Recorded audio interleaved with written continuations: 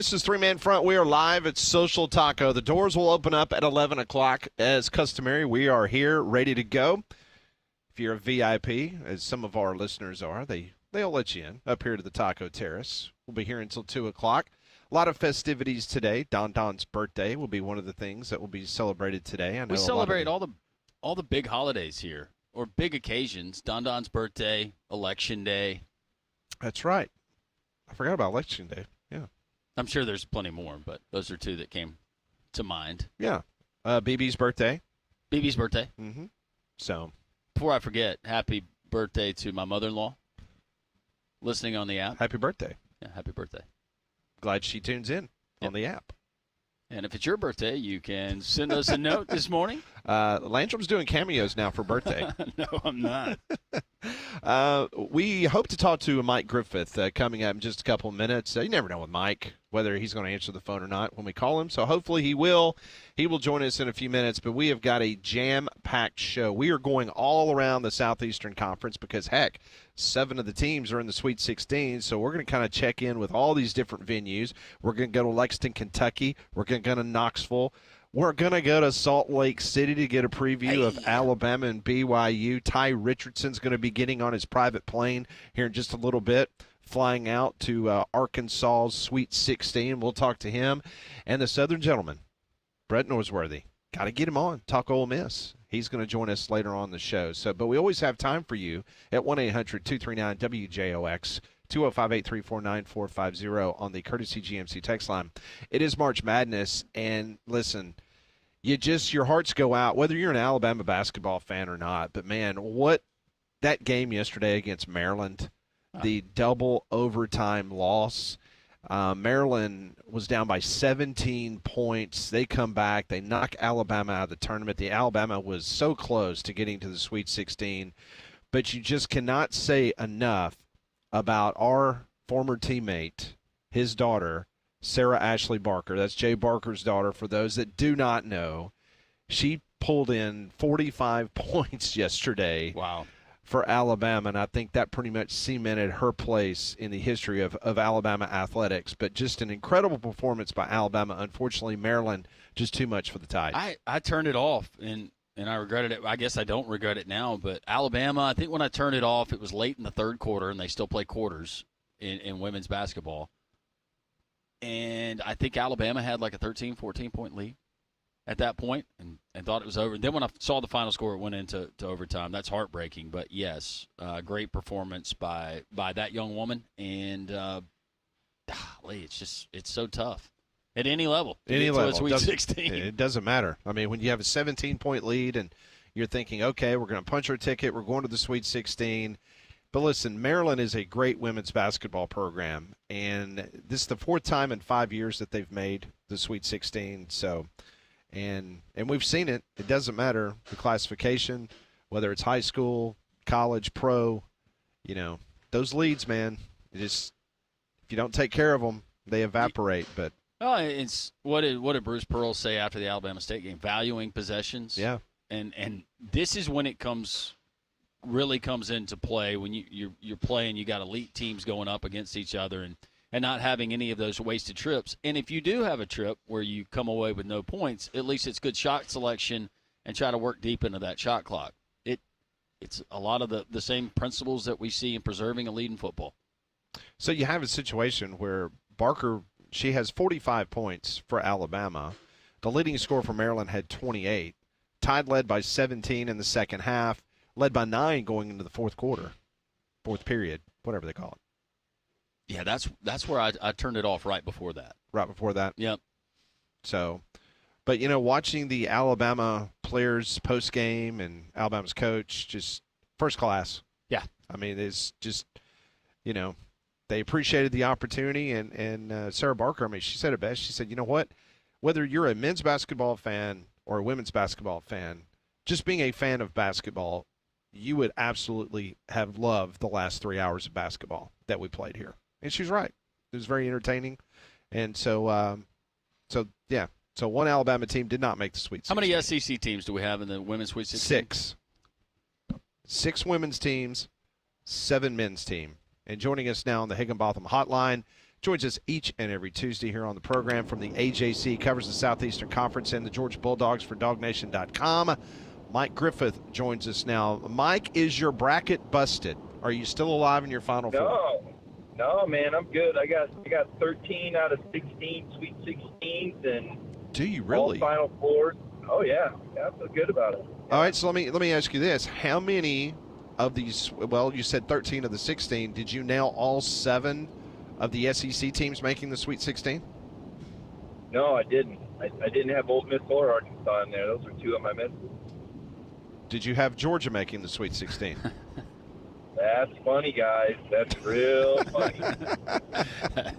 I laughed. Pat asked it, but no, I did not. Okay, so I'm curious. Who's your Final Four? I think I got blasphemy. I think I might have put Michigan State in there ahead of Auburn. Sure, alma mater. You're going to put those in. I know that. Well, I know, but I just felt like Auburn was in that tough bracket in Lexington. The NCAA seemed determined to chase Bruce with that bracket they got. They still got to get to a pretty hot Michigan, but they got Michigan State, Florida, Houston, and Alabama. Oh, okay. Interesting. Okay, so Alabama, in your opinion, they slay the giant that is Duke, or do they even get to Duke? Is that an Arizona team that upsets the Blue Devils? Well, I mean, who knows, right? I mean, Arizona's a good basketball team. Duke's obviously pretty outstanding. I think they're the odds-on favorite according to Vegas. So that'd be a tough one to predict. I just got a feeling about Alabama, and I had a chance to catch up with Greg Byrne in Wichita, of all places.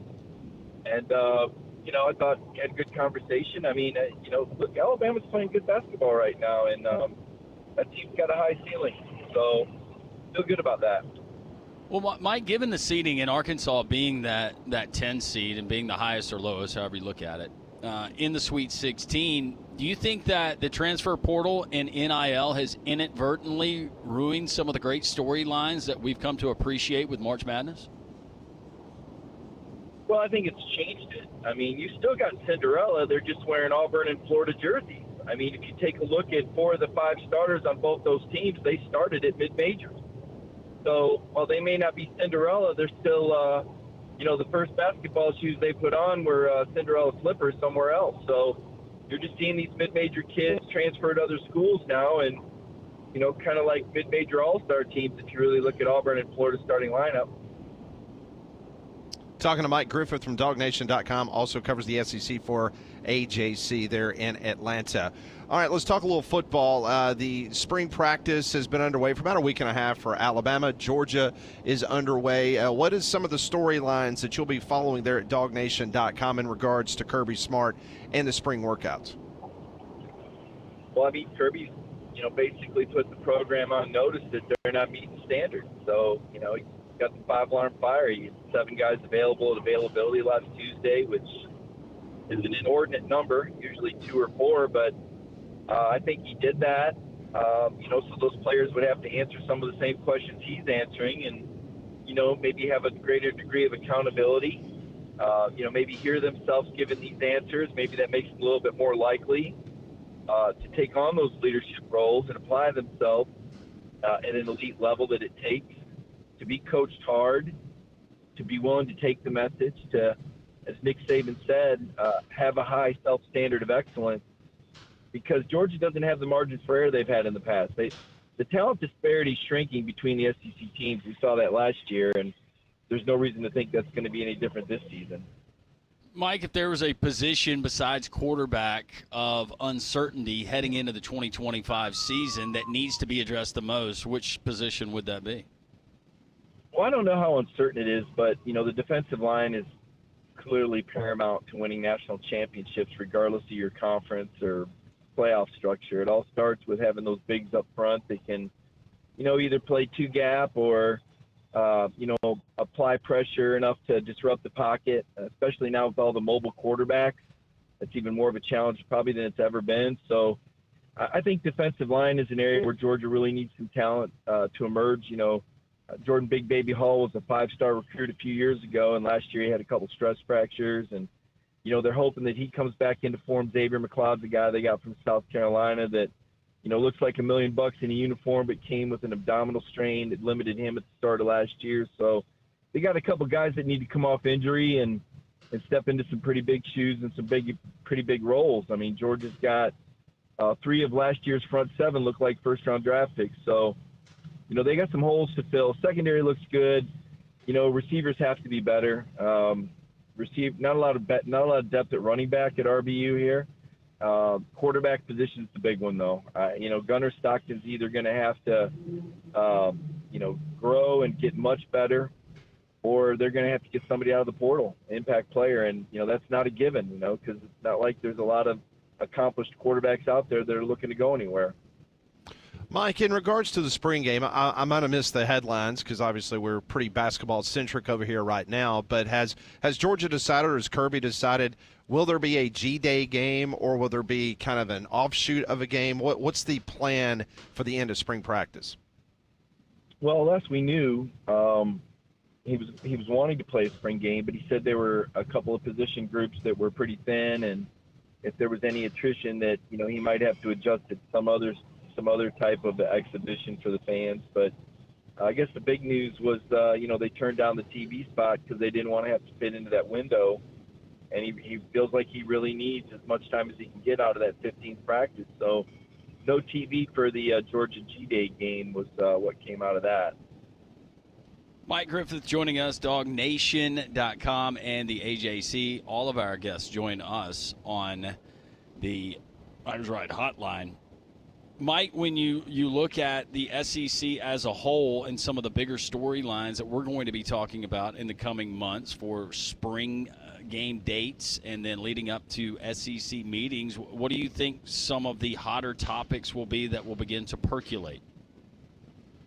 Well, I think, everyone's searching for more clarity, and I guess we'll get that pretty soon with this court case being settled on April 7th, but there's going to be a lot of fallout from that. There's going to be more lawsuits. People are going to be looking for interpretations and, how best the SEC can move forward with that. Certainly the whole concept of a second portal window is something that's being discussed. Does there really need to be 2? It seems like it's maybe counterproductive in some ways.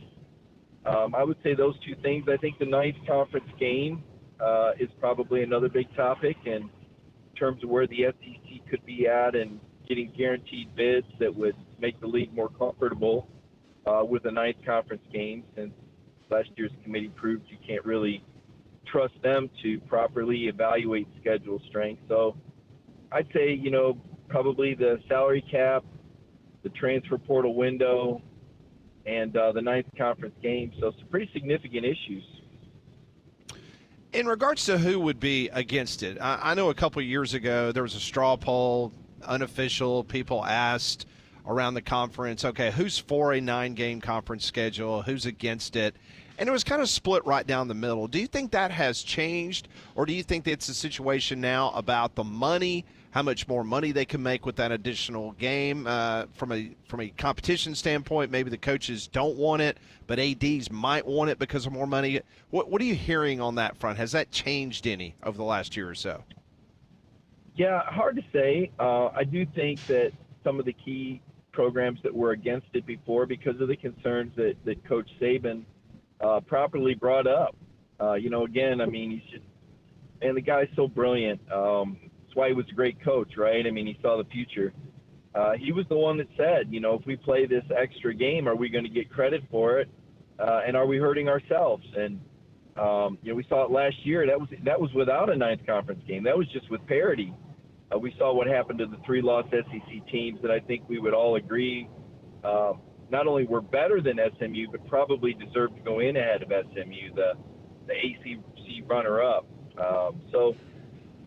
I think there's some key schools that have flipped. I feel pretty confident they'll get that ninth game. It may change some of the other scheduling. I know talking to Greg Byrne that, Alabama still plans to play some marquee home and homes. I don't think that's necessarily going to change. But other programs will probably change their scheduling model if there is a ninth conference game, simply because of the attrition factor.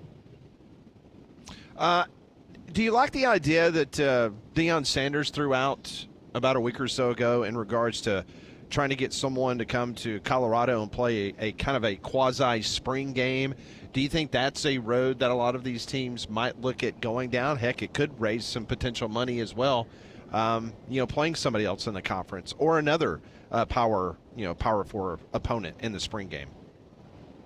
Yeah, Vince Dooley threw that idea out there 35 years ago, and it didn't catch any momentum. I've been talking about that idea the last 4 or 5 years. I don't know why you wouldn't. And I wouldn't just do a spring game between. I would take it one step further, and I would turn it into a split squad situation, and I would play one game on one campus one day and one game on the other team's campus the other day. It's just, finding your running mate, right? I mean, I don't know. I threw out Georgia, Arizona State, for example, or, who knows, maybe, Alabama, Minnesota. I don't know. Just a team that you're not going to see in the season, a team that would present an opportunity for some unique travel, student athlete, and I would think, some revenue. I do think there would be interest. Again, I'm not a television executive. I don't know what sells, but it seems to me that would be pretty interesting to have that sort of round robin. And, when you look at where we're at right now with the bowl games and who partakes in those, they're pretty much exhibitions anyway. You don't have the best players in those games either anymore, it seems like. So, the win, who wins and who loses, I mean, obviously the fans will cheer, but, I think it's a chance for a developmental opportunity as well as television revenue and for an opportunity for a lot of kids to see game time that, or at least simulated game time that they may not get to see except for maybe in 2 or 3 games against lesser non-conference competition. Mike, it's going to be 76 and sunny here in Birmingham. That makes me and Pat think about the beach property there in the Gulf of America. Yes. Have you closed on it yet? Yeah, well, you know what? I'm glad you brought that up, because if you have anybody that messages you, they can look this property up. I can give you the address. All right. There's a lot of them. Hang on. All right, what's the address? Yeah. The address is 951 West Lagoon. Okay? Right. 951 West Lagoon. Okay. And if you have any of your callers that are interested in booking, if they give you their name and mention this, I will give them 10% off the room rate. Oh, I like this. I like it. How about that? Let's see. Yeah. So you're there. They got to come through you. It's got to come through JOX, man. Yeah, you're not too far from Bahama Bob's. And have they rebuilt that? I know that it caught on fire. Well, you know what? That was before. But they got the Hangout. The Hangout's like a mile away. You're literally, I think you're a 15-minute walk from the public beach, and you're a 5-minute walk from the deeded beach across the street. So it's a really good location, and obviously it's a beautiful place. And like I said, this is something, kind of want to share with the sports fans that listen to the program. I mean, that's the kind of people I want down there. First week in May, the Hangout, that's where we host the NCAA Beach Volleyball National Championships. I will be there. I work the event every year. I expect you to be there. And I don't know about that. We can hang out. So Are you saying you don't want to hang out, or is that because of your schedule?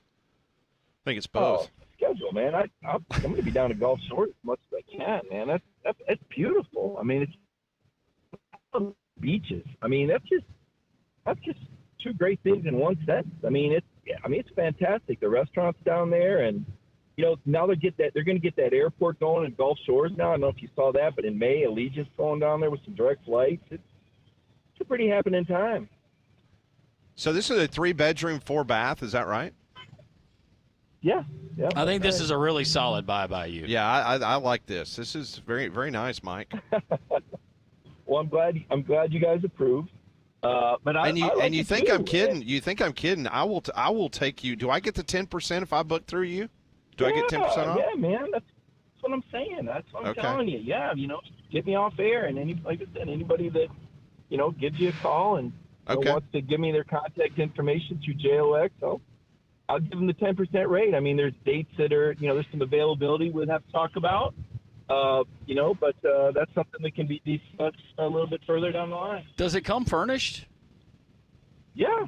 Oh, man. Furnished. Yeah, you got a heck of a deal. Yeah, this is 2 nice. years It's a, old, it's a man. nice investment. We're Yeah. very happy for you, We're Mike. very happy for all of us. Yeah. Well, it's Alabama. I told you guys. I mean, this is something I've been working on for a while. I've been wanting to get something like this. Well, Mike, I'm just glad you're but putting yeah. your money in Alabama because so many people like to go over there to Destin Yeah. as opposed to spending their money like Pat. in Alabama. Pat spends his money in another state. At least you know your roots. You were born here in the state of Alabama, and you're going to keep the tax dollars here in the state of Alabama. Good for you, Mike. You got to get you an SEC flag to hang outside. Well, who says he doesn't already have one? That's really not a bad idea. But I like the fact that Alabama's got a better beach than Florida. Yep. and the taxes. Yep. I mean, Alabama is about to boom. It really is. When you take a look at what's about to happen with, I don't want to get too deep into politics, but Tennessee's kind of already peaked with their real estate and a lot of the building. And, Georgia's pretty moderate, has a little bit more taxes. And, Florida's, they're having trouble selling insurance down there for their properties. Alabama is absolutely primed for some major league growth here over the next 4 years. I mean, I'm trying to get another property there. So it's where you want to be in more ways than one. Man, he's going to be like Feinbaum. He's just going to be buying all this real estate up left and right. I don't know if anybody's checked lately. This stuff is not like it's going pennies on the dollar. I mean, I was talking to Paul yesterday about all this real estate in Birmingham. It's like, good night. What's going on? Yeah, well, relative to other states, though, Alabama is still a really affordable state. It's got a tremendous working class. And certainly, it's got a lot of great people that live there. That's why I said it's absolutely, not just geographically, but politically geared for incredible growth. In fact, part of the attraction for me is there's going to be a aluminum plant built down there in Baldwin County. I want to say it's about Bay Minette, about a $4.1 billion project. That's going to bring a lot of jobs, and Baldwin County is already the fastest growing county and maybe the second fastest growing county in Alabama. But, and then I heard there's plans for a casino down there too. So, Gulf Shores is a rocket ship, man. You're getting in at a great time. The only reason to go over to Florida would be to get a lottery ticket. And that's it. And you come back across the bridge. That's it. Yeah, I mean, Pensacola's all right, but it ain't Gulf Shores and it sure ain't Orange Beach. So good Lord's not making any more of them. No. Mm-mm. Well, Mike, listen. We're fortunate. Yeah. Well, listen. Have a great week, and maybe we'll get some bookings for you. And I'm being serious. 951 West Lagoon Avenue. Yeah, I am actually looking at coming down there later this summer, and I'm and if you got some available dates, I might take you up on that. Yeah, we need to get Pat on an Alabama beach. Yeah, so it's like new. It's like new. I appreciate it, guys. Yeah. All right, Mike. Have a great week. We'll talk to you next week. Thanks, Mike. All right. Look forward to it. Bye-bye. Thanks. See ya. That's Mike Griffith. It's a nice place. It's a very nice place. We weren't just playing that up on the radio. That's really nice. And I'm being serious. I'll be honest. I was expecting a fixer-upper. I wasn't. Just because of you get something that's ready to enjoy. That's very affordable if those numbers are right. Okay. To some. What do you think that is with what is that payment a month? I guess it'll figure it for me. I can tell you during the break. I'm not going to share his business on the air. No. But, well, anybody can go and look it up. Well, I know, but I'll let them do it. All right, we need to run to break. Molly's yelling at us in our ears. Ah, all right, this is Three Man Front. We're live at Social Taco.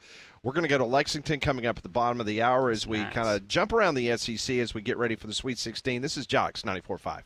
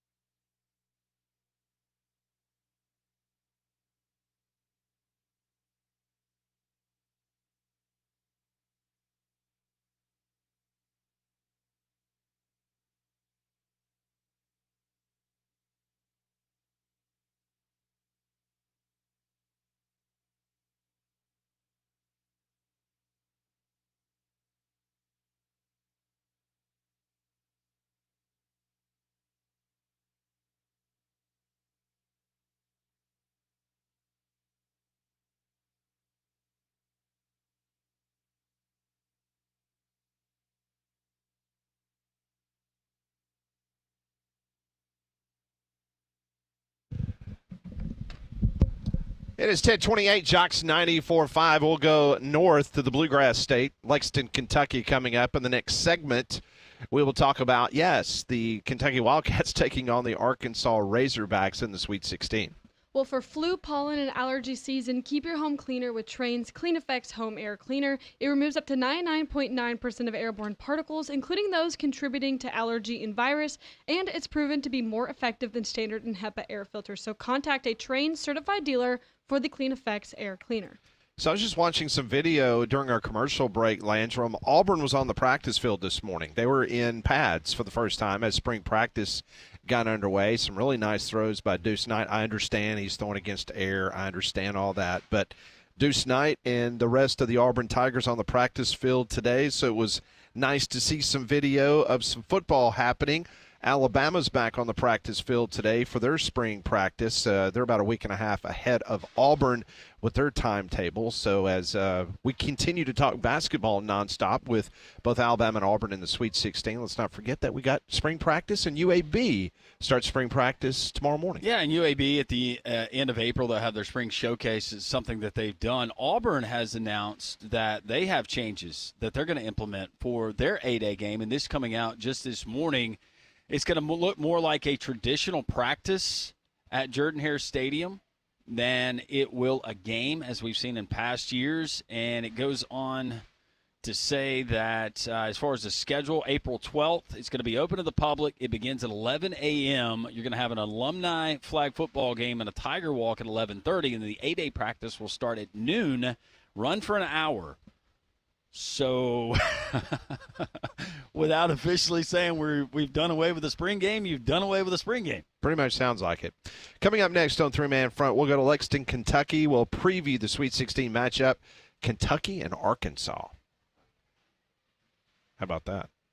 Kentucky? No, not Kentucky and Arkansas. Well, you're getting ahead, but I know. If we saw that matchup, yes, I'm sorry, in a national championship game, my brackets are all messed up. I don't know why I'm. Arkansas and Texas Tech. Arkansas and Texas Tech. Yes, that is correct. Kentucky is going to be taking on Tennessee. It's another SEC matchup. Yeah, it's all good.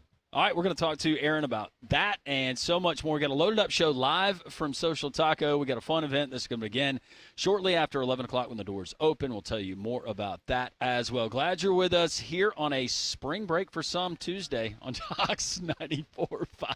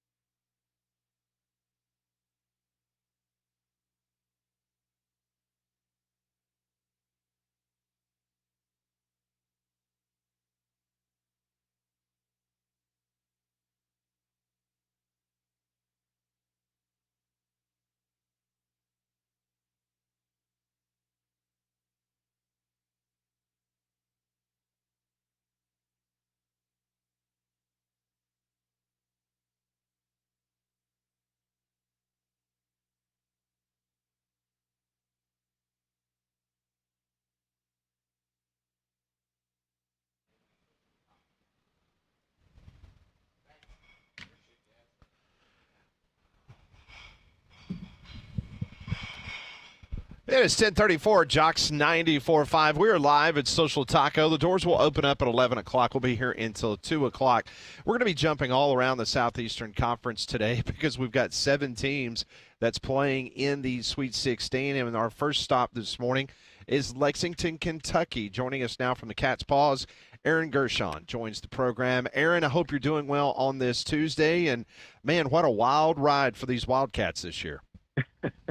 I know. I was thinking about it before the show. Your listeners down in Alabama are probably like, how'd this team get through? Because Auburn beat them pretty good up here in Lexington, and then Alabama's beat them 3 times. But it has been a wild ride. There's been a lot of adversity with the injuries and, Mark Pope in his first year. But heck of an accomplishment to get this team without 2 of their best players into the Sweet 16.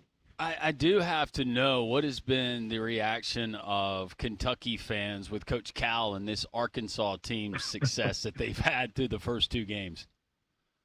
Well, I don't know if it got to the – I don't think it got to Pope or the players, but they wanted it. They were, after they beat Troy, there was like, okay, we finally got this round of 64 monkey off our back, lost to Oakland, last year, lost to St. Pete 3 years ago, and there's a lot of tension and a lot of nervous energy going into that Troy game.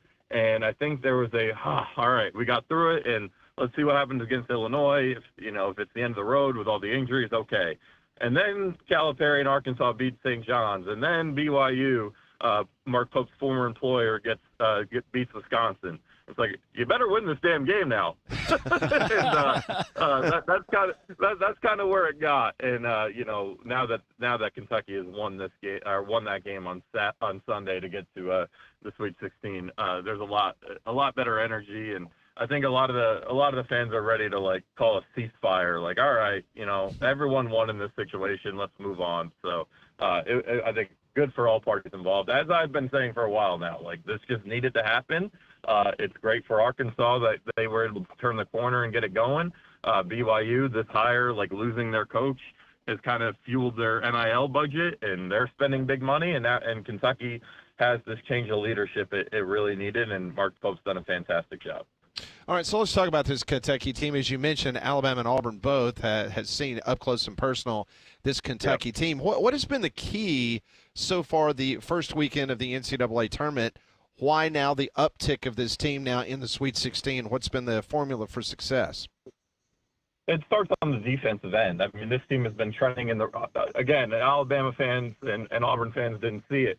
But really, outside of those 3 games, the one in Tuscaloosa, the one at home against Auburn, and then the one in the SEC tournament against Alabama, they've played much better defense. I mean, after they gave up 98 points at Ole Miss back on February 4th, Kentucky was down to 112th in defensive efficiency. Now they're up to 45th. I mean, that's a near 70-spot jump in 6 weeks. That's pretty unprecedented, and they've done it. Part of it is having Lamont Butler back out there. I mean, he was the Mountain West Defensive Player of the Year last year.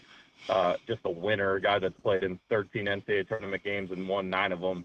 But another part of it is simply just guys stepping up and realizing, hey, if we're not going to defend, we're going to be going home pretty early. And Kobe Brea, who's an elite offensive player, has played so much better on the defensive end the last month or so, and that's been a huge lift. Otega Owe has been fantastic on that end of the floor. And then Colin Chandler, the freshman off the bench, who, one thing about Kentucky being a transfer portal-heavy team, having to be put together in just about a month, is they don't have the most athleticism, and we saw that catch up to them against Alabama and Auburn and even some of the other games they played earlier in the year. But Colin Chandler was a guy who was a near McDonald's All-American. He goes on the 2-year church mission and, links back up with Mark Pope here at Kentucky, and it took him a while to get acclimated. And, he put the basketball down for 2 years. There's going to be a lot of rust, and he has been a just massive part of this for about a month now on both ends of the floor. And it really started down in Knoxville at the end of January when he really shut down Chaz Lanier when they threw him out there. So that's really what's led to the defensive turnaround. And then offensively, this team their offense gives them a chance to compete with anybody. And they didn't have their best offensive game against Troy, but they really heated up in the second half against Illinois. I think they started 9 for 10 from the field in the second half, and they just they buried the Illini. Honestly, they really won that game wire to wire. It was probably they beat Duke, they beat Florida, but I think outside of their win at Missouri, that was the best 40 minutes from start to finish Kentucky's played all year. Well, for Kentucky, they've done something that only Florida has done, and that's beaten Tennessee twice this season. Yeah. What has been the common denominator for this team and a team that you've covered all season long in those particular matchups? They've been able to get really good looks from three, and in the exact number in both of those games are 12 for 24 for three, so they're 50% in both those games. And what's so impressive about those two wins, Lamont Butler did not play in the first game, and then the second game in Lexington, he goes down with 8:50 left, and Kentucky falls behind by 3 with 6 to go. And Jackson Robinson doesn't play in that game either. He's out for the season at that point, and they still find a way. So they have not even had their guards, really. They had Jackson Robinson in Knoxville, and he played great. But in that game at home against Tennessee, they're down without any guard, any lead guard at least. And Amari Williams, their 7-foot kind of do-it-all guy, was running the point, and they were still able to get it done. But, it starts from the three-point line. Both games, Kentucky shot 50% from three. Tennessee and Knoxville, they put up 45 threes in that game, and they only made 11. And then the game in Lexington, they went 3 for 18 from three, and only Igor Milicic, he hit all 3 of those threes. So they held Chaz Lanier off the three-point line completely. Zakai Ziegler off the three-point line. Jordan Gainey, they just shut them down. So that's been the keys. And look, it is really hard to beat the same team 3 times. I know Alabama did it to Kentucky this year, but I definitely like being the team that's been on the winning side, because Kentucky knows something and has some sort of scheme advantage that they've been able to not only beat Tennessee twice, but do it very much shorthanded while Tennessee's been at full strength.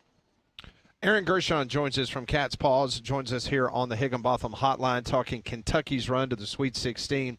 So we've got 7 teams from the Southeastern Conference making the Sweet 16. Awesome. You've already mentioned Arkansas, obviously that was a big surprise as a 10 seed. What team has been eliminated from the 14 that surprised you that they did not get to the Sweet 16? Man, that's a good question. That's a really good question. I wouldn't say anyone surprised me. I would say the one team I was watching, believe it or not, was actually Texas. I thought they were playing some of their best basketball at the end of the year, and I still think they made the right decision. If it stinks for Rodney Terry, but if you're able to get a guy like Sean Miller in there, I think you have to do it. But I thought, I obviously saw all 3 of Texas's games down in Nashville at the SEC tournament, and they beat a really good A&M team, or at least a really physical A&M team, and really was able to kind of play that style and also score on them more than most teams were. And on 3 days of tired legs, they gave Tennessee a heck of a fight. And usually when those teams that get into those games in Dayton, usually this is the first year, I think, in a little bit, that one of those kind of go on a run and get to the Sweet 16. And Texas played really well for most of that game against Xavier, and they kind of did what they've done all year and melt away at the end of the second half. But, the team I probably would have told you about a month ago was Missouri. But after seeing them both at the end of the regular season when Kentucky beat them in Columbia and then down in Nashville, I felt like that kind of the wheels were falling off. A&M with the offense they play, I just didn't trust them enough. Mississippi State's been so just helter-skelter all year. So, Texas is probably the one. And I think if Oklahoma had a better draw, I think they had a tough draw having to get the 2-time defending champions, who obviously took Florida to the wire there. I think if Oklahoma had a better draw there, maybe they played Louisville. I don't think they necessarily would have beat Auburn, but maybe if they – just thinking of an 8 seed they might have played. If it was Louisville, if it was Creighton even, someone like that, I think they could have got through to at least the round of 32 and made a team really sweat it out in the Sweet 16. But I think given where they were on the seed line, and look, Texas, they beat Kentucky once this year. They're a type of team that would give Kentucky issues. I still think Kentucky probably wins that game, but if you're making me pick one, I think the way I was just watching teams play toward the end of the year, I would have said Texas. I do have to know, describe the contrast of covering a Mark Pope-led Kentucky as opposed to a Coach Cal-led Kentucky. A lot more fun, if we're being honest and blunt here. There's just more access. There's, Mark Pope really gives us a lot of great time and a lot of great, thought into every answer, and gives us access that maybe we weren't getting in years past. And, these players are really passionate about college basketball in Kentucky. And look, there were some great young men that came through the Cal era that I adored covering, especially, I think of Tyrese Maxey, had a really good relationship with him. But there was a lot of the guys, too, that were just, this is a business stop, right? It was a one and done. They wanted to get out and go to the NBA, where these guys are very passionate about doing it at the college level and doing it for the University of Kentucky. And they're very mature. I mean, a lot of them are fourth, fifth year guys, and they're very mature. They're very thoughtful. They're just really down to earth guys, and they're fun to be around. So, and Coach Pope has been outstanding. I mean, I had more off the record conversations with him at his opening press conference than I had with Cal in 6 years covering him. So, it's just different. He actually, which was almost like over the top, he asked only the Lexington media contingent to come out and take a picture with the team during their practice out in Milwaukee, the day before the first round. And he's just such a genuine dude, and he's easy to get along with and cover. And it's been a lot of fun this year. It's been a lot different, but that, the brand's still the same, and to see kind of the humility with that brand and the access that's been given has been really cool. Now, I wouldn't change anything about the last 6 years. It was definitely a heck of an experience covering Coach Cal, and there were some really good moments in there, but the thing kind of just ran its course with everybody involved. And that happens, when you're in the same place 15 years. Yeah, and to your point, it looks like Mark Pope would it would be a delight and a joy to cover a guy like that, how he leads that program, and how he actually does recognize that other people exist in the world, and it's not just him. Yeah. One of my favorite Cal moments was I asked him a question about, I forget exactly what it was, but I asked him a question, and the next game, while I'm standing there, right at the podium, he says, some guy in the media told me this, so I told our team to work on it. Like, I've been covering you for 5 years at this point. You can call me by name. It's okay. So that type of stuff was like, it got bothersome after a while. I'm interested because was it this last weekend where Coach Cal made some type of statement to one of the Arkansas reporters about getting a haircut, or asked him if he had gotten a haircut and he said it looked bad or something like that? Yeah. Look, I know he was trying to make a funny there. And look, when you get Cal in these NCAA tournament press conferences, especially when he's feeling confident, that's kind of what you get with him. I mean, you guys in Alabama remember when he came into that post-game press conference when they beat Auburn last year. He's like, you guys didn't think we were going to win this one, did you? And then he goes on this whole rant. So, when he gets into that swaggy Cal mode, as the fans used to call it up here, that's what happens. But, yeah, that type of stuff just got old. Like, it was. And then, he didn't even talk, and he doesn't do it at Arkansas either. I guess it doesn't bother their beat. Maybe it does. But, he stopped doing pregame press conferences. So the only time we talk to him would be after games. And if they'd lose, it'd be pretty quick. I mean, I remember when they lost at the buzzer at LSU last year, it took 3 questions. So it just got the accountability wasn't there. That bothered the fans. And, when Kentucky loses, Mark Pope takes the heat, answers the questions. So it's been refreshing. They needed this. They just needed the change, and so did Cal, and that's fine. And it seems to be working out for everybody, and that's good. Yep, and it's really good that the Cats are back in the Sweet 16. I know Big Blue Nation loves that. Aaron Gershon, Kentucky basketball football beat. He does it there at a wonderful outlet called the Cats Paws 247 at A Gershon, the number 99 on Twitter. Aaron, thank you for the time. Always a fun visit. Let's catch up soon. You got it, guys. Anytime. Aaron Gershon, wonderful job breaking down Kentucky and Tennessee. One of the Sweet 16 matchups that we will see coming up this week. All of our guests join us on the Higginbotham Hotline. You deserve solutions that are built for you. Higginbotham is your one-source solution for insurance, financial, and HR services. It's beautiful outside, no threat of storms, but this is the perfect time that you need to call Golston Tree Service, 205-337-4018, operated by a certified arborist. Golston Tree Service has been around for over 35 years, and they can handle the little jobs like trimming the hedges and shaping the trees because we got spring going on. You got a lot of things that's blooming right now. And they can also handle the hazardous jobs like line clearance and big jobs like complete tree removals with cranes. This is the time that you need to call their certified arborist and get them out to your property and let them give you a free assessment of what's going on. They're going to be completely honest with you if something needs to be taken down, something just needs to be trimmed, or something can be saved. Call them today at 205-337-4018. And don't forget, 24-hour emergency storm work service is available if something happens overnight or during these heavy storms. That's Golston Tree Service, 205-337-4018. Lots more coverage of the games we have coming up in the Sweet 16 beginning on Thursday. Alabama and BYU, all the other SEC teams in action. We'll do our whip around the country, check in some of these places, and get the best preview you're going to find anywhere in college basketball. It's Three-Man Front here on a Taco Tuesday, live from Social Taco. Doors opening 10 minutes from right now. Come and join us on Jocks 94.5.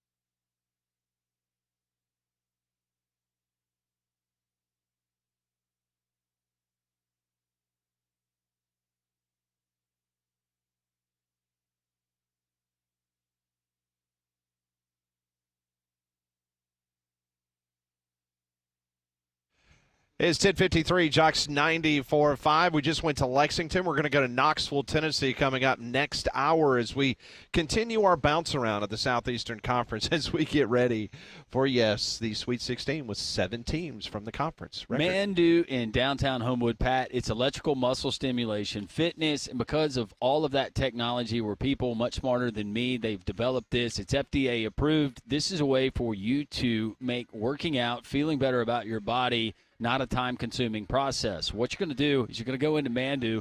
Your first visit is absolutely free. They're going to put you into a suit. It kind of looks like a wetsuit. It's got some cables that hook up to a machine that has a tablet, and they have different settings on it. It's going to send electric pulses to various parts of your body, and they're going to put you through a 15-minute workout. Now, the level of the workout, that can vary from how often you've been in a gym. Maybe you haven't been in a gym in years. Well, there's beginner levels, and then there's, hey, I'm training for something. I need to get this done.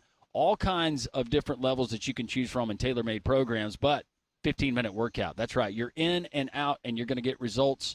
I've gotten results, and so many Jocks listeners who've taken me up on Mandu have gotten results as well. Mandu in downtown Homewood. Check out the website, manduu.com. See how Mandu can change the way you feel about yourself, the way that you look to friends and family, and it's a great time of year to do it. Now that the warmer weather is out and you want to feel better, you can do it. Mandu, manduu.com. Make sure you tell Paul and the gang that Landrum sent you. So the NCAA men's basketball tournament is averaging 9.4 million viewers, marking the best figure through the second round since 1993. Who needs upsets, right? Who needs Cinderellas? It's up 3% from last year. Sunday alone was 10.1 million viewers, led by Duke, Baylor, Kentucky, Illinois, Florida, UConn. So it's up 3% from last year, and it's the best number so far through the second round since 1993. It's pretty amazing. And that's across CBS, TBS, TNT, and True TV.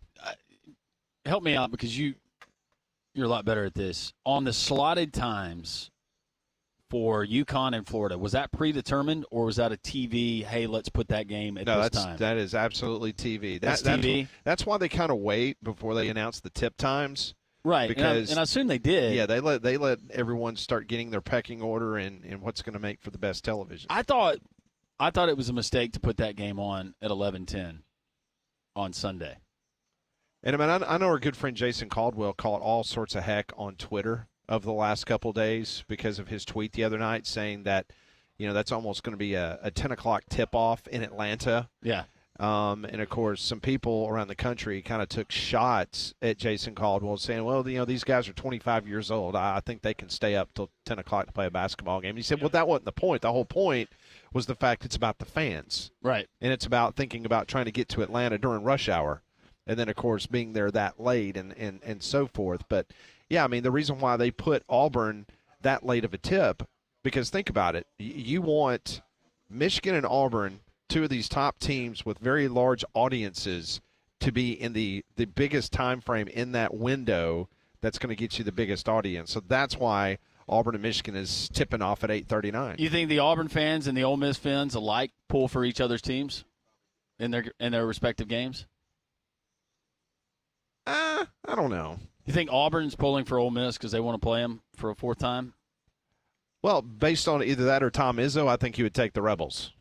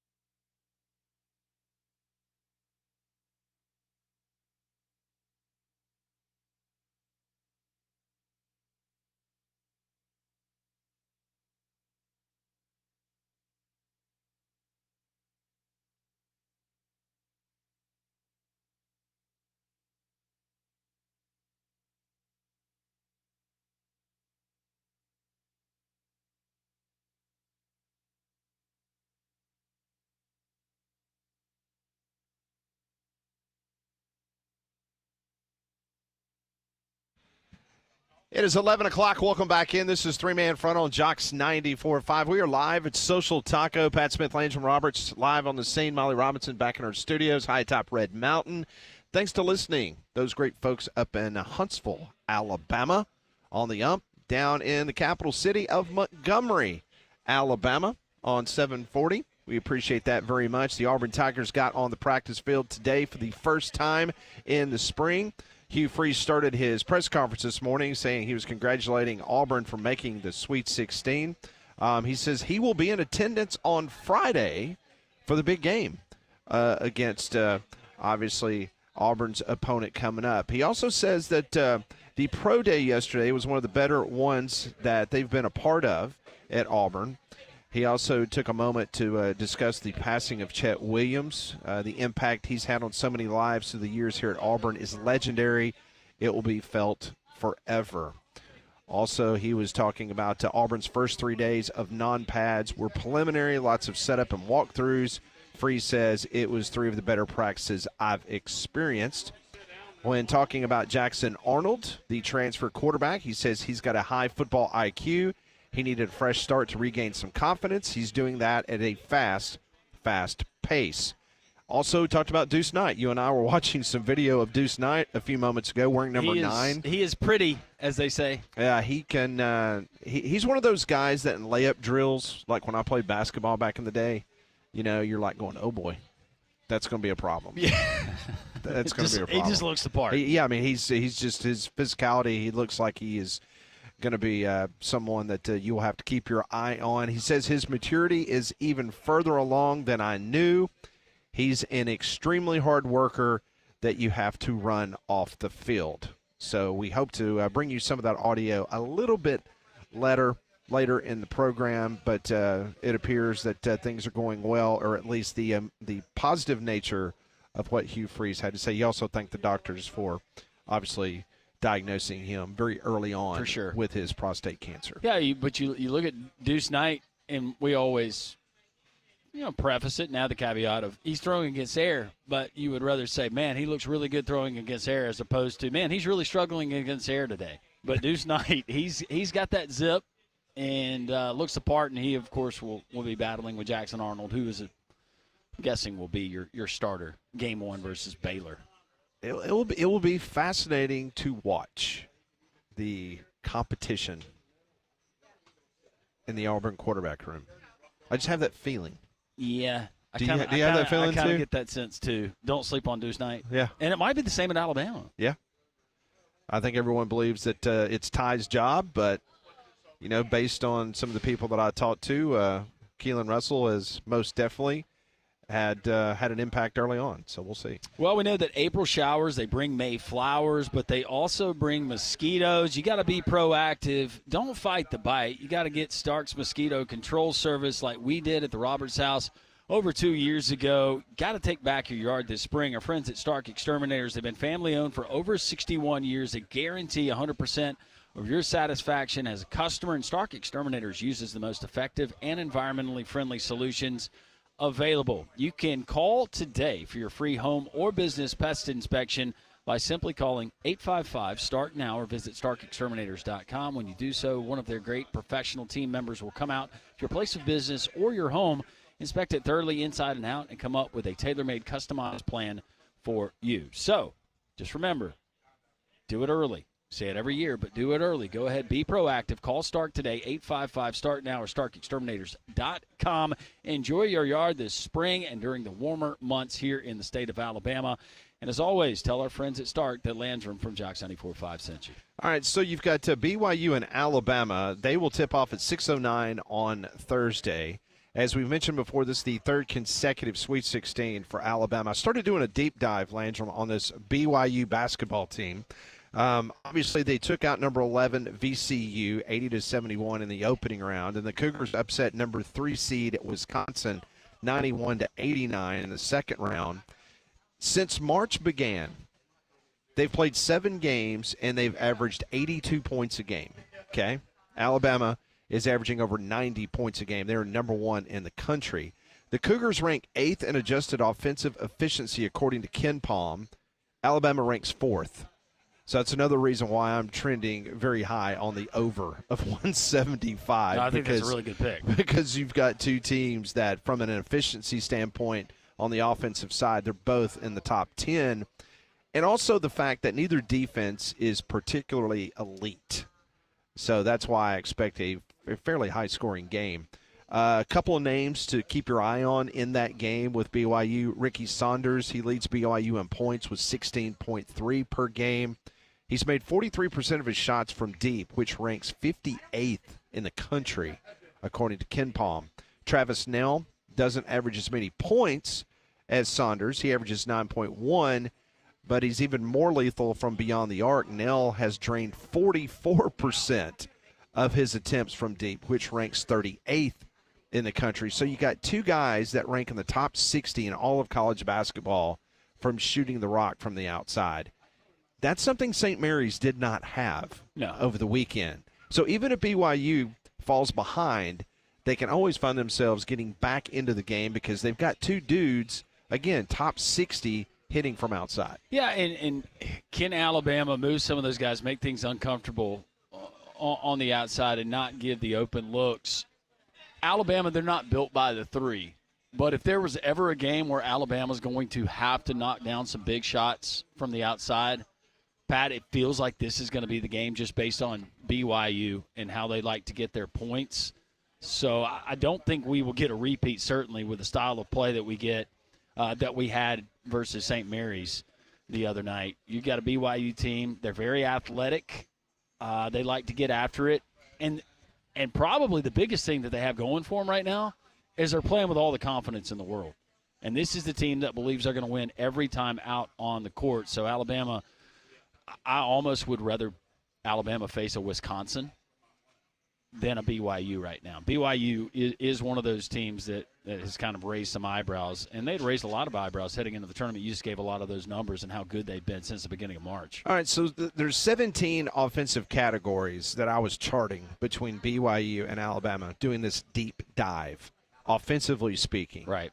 There's only 6 categories that BYU is better offensively than Alabama. And I think another reason why Alabama is a favorite in this basketball game. The only categories that they rank higher than Alabama offensively, they actually make 10.6 three-pointers per game where Alabama makes 10.2, okay? A little bit more than Bama. Also, the three-point percentage, they shoot at a higher clip. They shoot at 37% where Alabama only shoots 35%. They get more assists per game from their guards and from the other players than Alabama. They get more steals, almost one more per game than Alabama. Turnovers, they commit fewer turnovers than Alabama, less than one. And then from a foul standpoint, they find themselves committing a few more fouls, less than Alabama. So those are the categories from an offensive point of view that you look at. And from a defensive, it's almost the exact same thing, whereas there's a few more categories defensively that BYU ranks higher than Alabama, but Vegas still likes Alabama in this one, being about a 4.5 to 5-point favorite. Yeah, and was it Keita? Keita for BYU that wears number 13. And, of course, they had 25 that got ejected from the game for throwing the elbow there to the, sensitive area of the Wisconsin player the other night. But Richie Saunders is a guy that Alabama fans need to pay attention to. 6'5", junior for BYU. He kind of makes them go. Yeah. And he wears number 15. So if Alabama – I'm just interested in some of these matchups, who Nate Oates chooses to defend some of these guys and take away some of those threats, because I do believe that Alabama is deeper as far as talent and guys that can score. If you take away some of these threats for BYU, what are they truly left with? But I think that's going to be an outstanding game to lead us off on Thursday. Well, I mean, think about this. They attempt 28, almost 29 three-pointers per game, BYU does. All right? That's the 24th most in all of college basketball. So if you get a team that is hitting that outside shot, that could be a long night for Alabama. Just because Alabama, and we had Nick Kelly on the show yesterday, and Nick always wants to remind us, the 3 tenets of the Alabama offense are the following: get to the rim, get to the foul line, and then, oh, by the way, shoot three-pointers. Right. You know, three-pointers is like third or fourth on the list of what Nate Oates wants to do offensively. So if you've got a team like we saw Creighton in round one against Louisville shooting at a clip of 56 to 58% from three-point line, and you've got a team that loves to haul it up, you know, one of the top 25 in America and doing that in BYU, if they're hitting their shots, whether it's 35 or 40%, then Alabama better have that offense clicking, because if not, BYU could be a team that could give Alabama problems. Yeah, and with some of the offense that they run, it's not exactly the most conventional that you see in college basketball, but you've got guys that are versatile and they can do different things. And we see that across. It's not BYU specific. We see now, I mean, you look at a guy that's going to be suiting up for Michigan against Auburn on Friday night, and a guy like Danny Wolf. He's 6'11", but this is more of a Euro player. He can go down low and he can play in the blocks, but he can dribble, he can drive, he can pull up. A lot of these guys, they got that versatility, and you're going to see that from BYU. But you know what? Alabama has those guys too, and so does Auburn. No, there's no doubt about that. So that should be a very entertaining game as BYU. And think about what Aaron Gershon was saying last hour. Just think about how all the dominoes seem to fall, because you had BYU's coach go to Kentucky, and now BYU's in the Sweet 16. Mark Pope has got Kentucky back in the Sweet 16, and you got Coach Cal, who left Kentucky. It's got Arkansas in the Sweet 16. So it's kind of worked out for all these teams, to say the very least. We're going to run to our next break. We're live at Social Taco here in Homewood. We hope to catch up with Vince Ferrara joining us in just a couple minutes from the Sports Animal in Knoxville, Tennessee. That's all coming up next. This is Three Man Front on Jocks 94.5.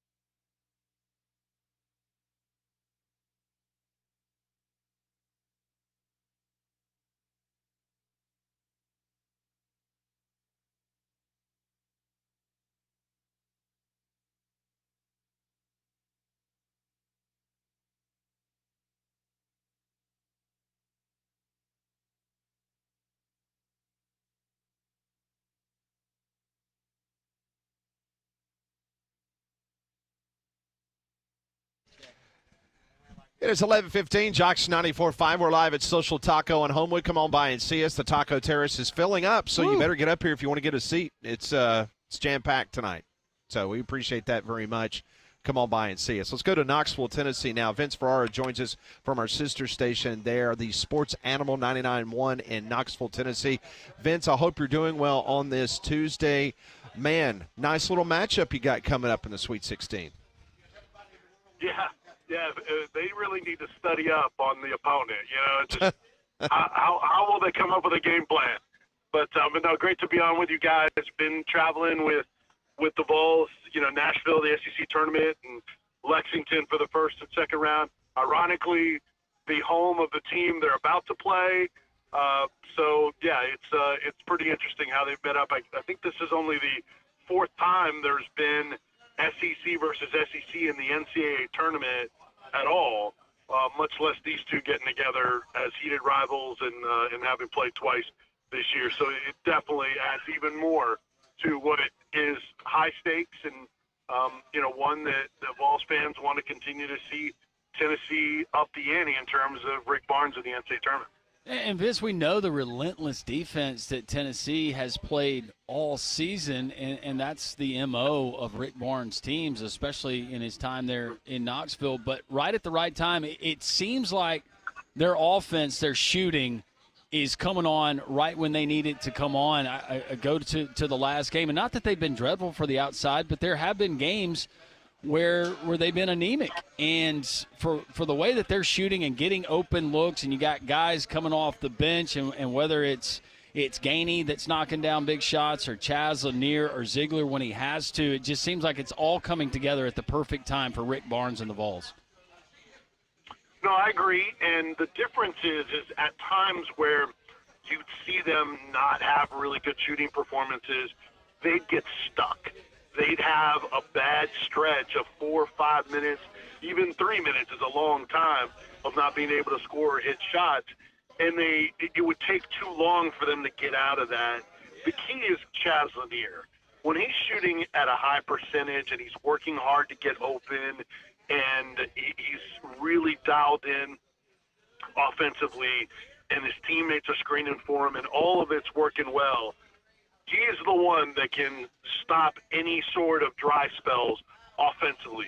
We saw it numerous times in the Wofford game where Wofford would make a little run, a 6-0 run, and then Lanier would come off a screen and either hit a three or hit a smooth 2-point jumper from the elbow. So he is doing now what Dalton Connect did last year, in that he kept Tennessee from going too long without scoring, and it gives them new energy as well. And he's taken them to another level. There's obviously things they can still do better, but he's the key when he scores 16 or more, and he's scored 49 total at the two NCAA tournament games.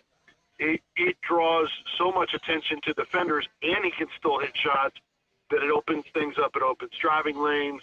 They can throw it down to the post. 2-point game with Gainey. It's a game changer for them. So he's shooting at a high percentage. So yeah, that is a big part of their overall team success. Vince Ferrara joins us, morning show host there in Knoxville, Tennessee, 99.1, the Sports Animal sister station of us here at Jocks 94.5. All right, Vince, let me ask you about Rick Barnes. I know that's one of the side stories over the years of Rick Barnes trying to get this Tennessee team over the hump and getting them to the Elite Eight, getting them to the Final Four. How much conversation does that play into what's going on right now, trying to get over that hump? Well, all the time. It's interesting because it's an entire season conversation with Tennessee fans in terms of Rick Barnes, because we talk about roster additions and early season non-conference success, and there's a section of the fan base that doesn't want to hear it. They don't want to hear it because they know it's a postseason sport, and they feel like there have been enough disappointments that that's where they will judge Tennessee and Rick Barnes. And, they made it to an Elite Eight last year. That raised the bar for Rick Barnes at Tennessee. He's not gotten them to a Final Four. The program hasn't overall, but that's sort of where the new expectation is. and it's not going to be easy, but that's where he will be judged. And those that have been, detractors of him or still critical when they have an opportunity, that's going to be in their back pocket, ready to go if they don't make it there. And so we hear about that for sure, and have all season. If they do, then those people keep that narrative in their back pocket, and we don't hear from them. But honestly, guys, we hear about, is Rick Barnes going to retire and who's going to take his place questions as much as the NCAA tournament success. It's kind of weird how some people have assumed that that's going to happen. And you know how it is. Like, he could coach 5 more years, and we're going to break down who his successor is. So it's interesting how some people are ready to go there already with Barnes. On that topic, I would be surprised if he does, but a lot of times it's a family decision with, his family, his faith. Those are things that people can act like they know, but they don't. All I know is he has adjusted to today's college basketball.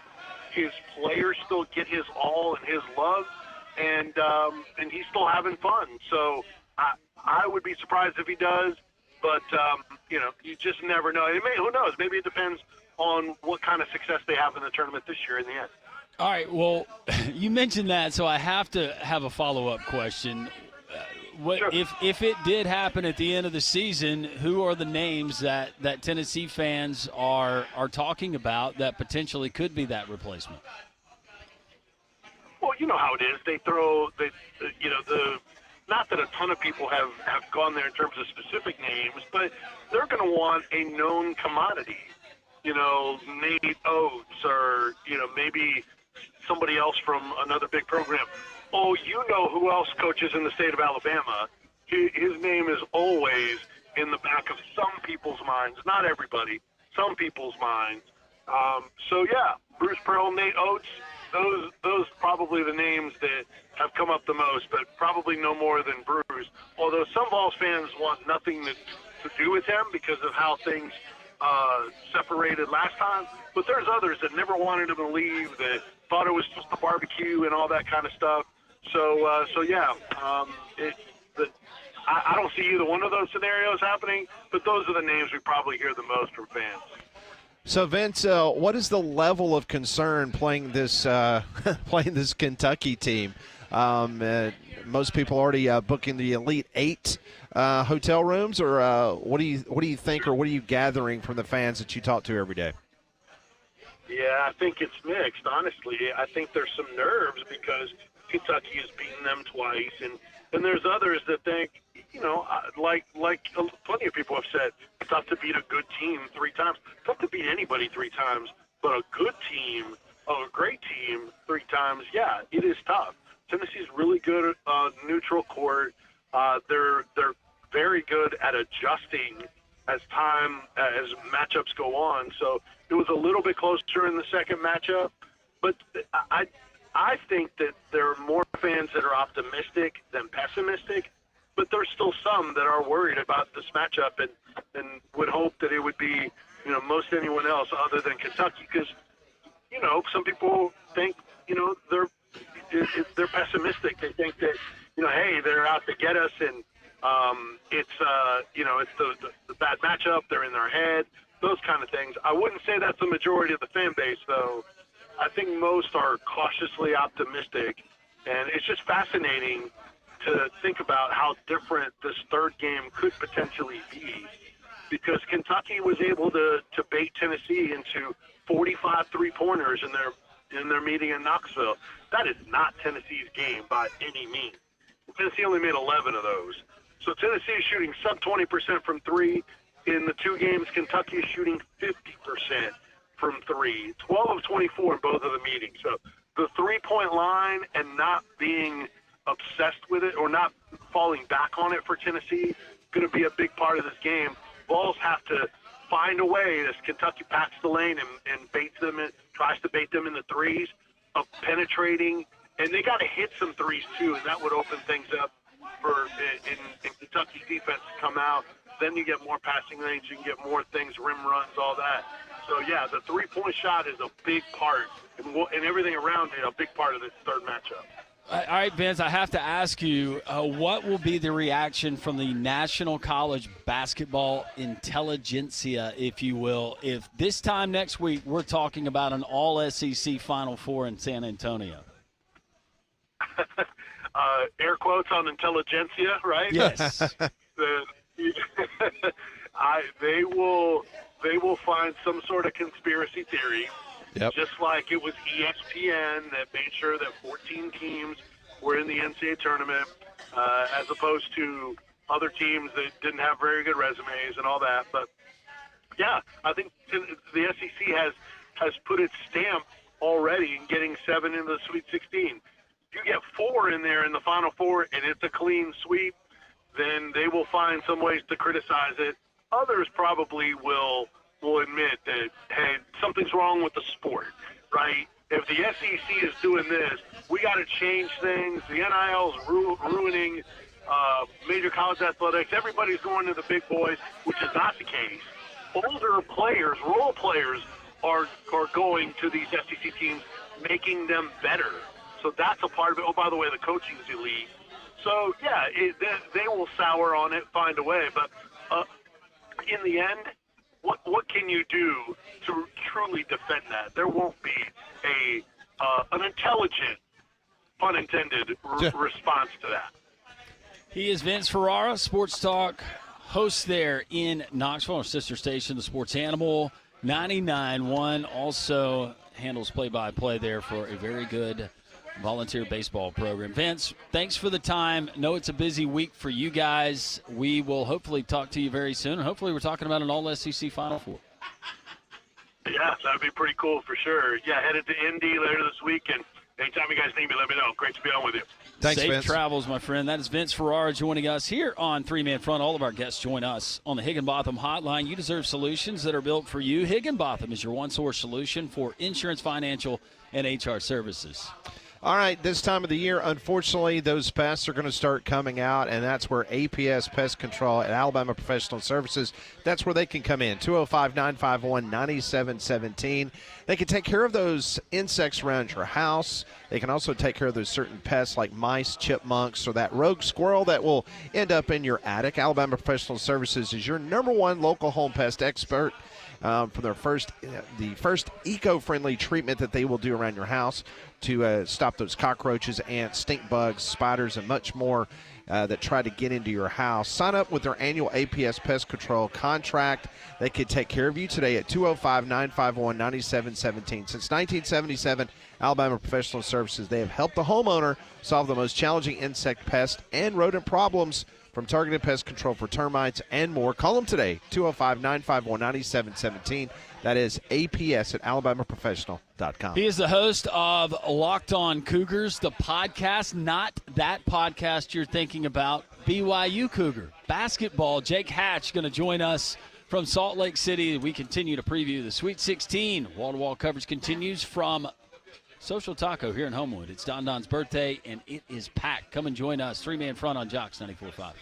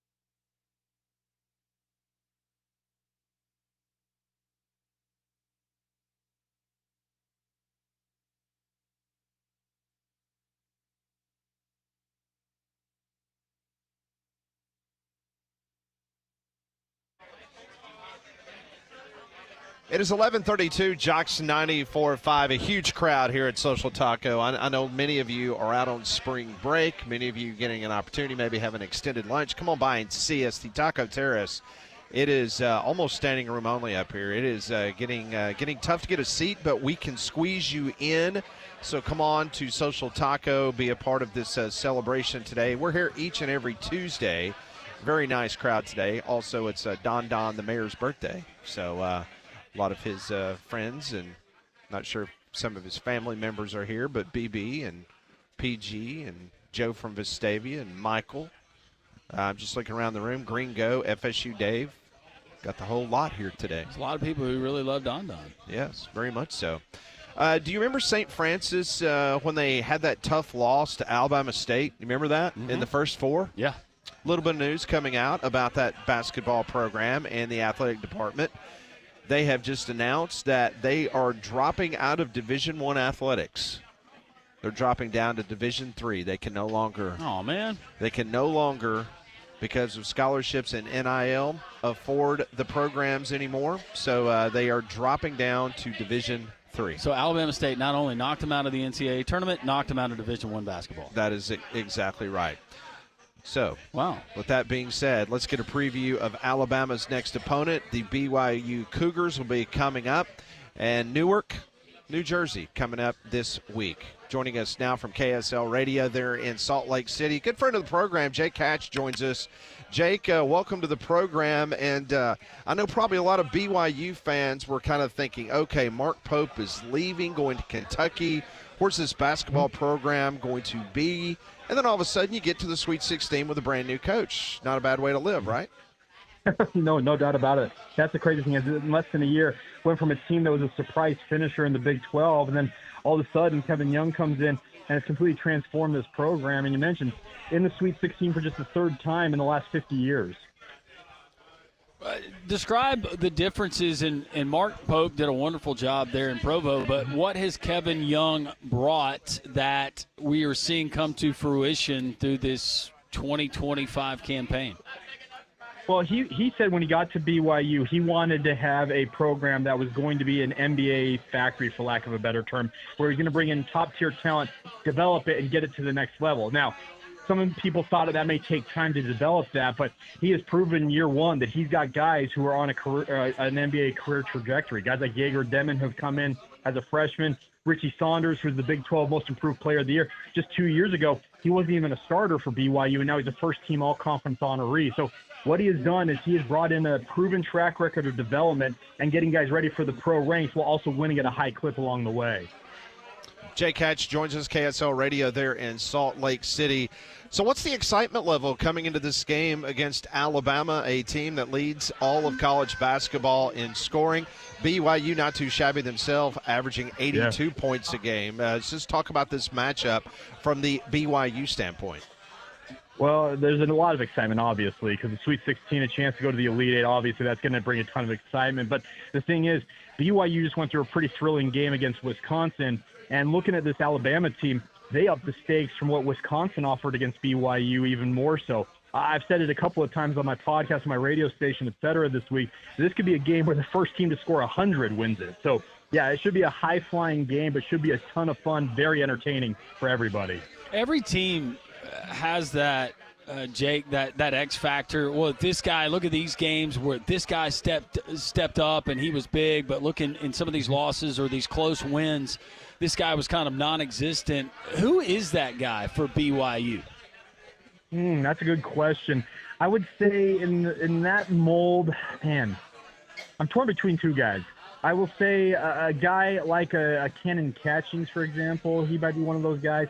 The other guy I'm thinking about could be a Fousseyni Traore, I guess. And the thing about it is BYU's depth, much like Alabama, both teams play routinely 10 guys in these games. So this could be just wave after wave of these different lineups going at one another on Thursday, and it should offer pretty fresh legs across the board, it feels like. All right, so let me ask you this. There's a misnomer about Alabama basketball. In the past, yes, they love to get the three-point shot up, but their offense is not predicated on them making those three-point shots, if that makes sense. What about BYU's offense? BYU puts up more three-pointers than Alabama does. They hit at a higher clip than Alabama does.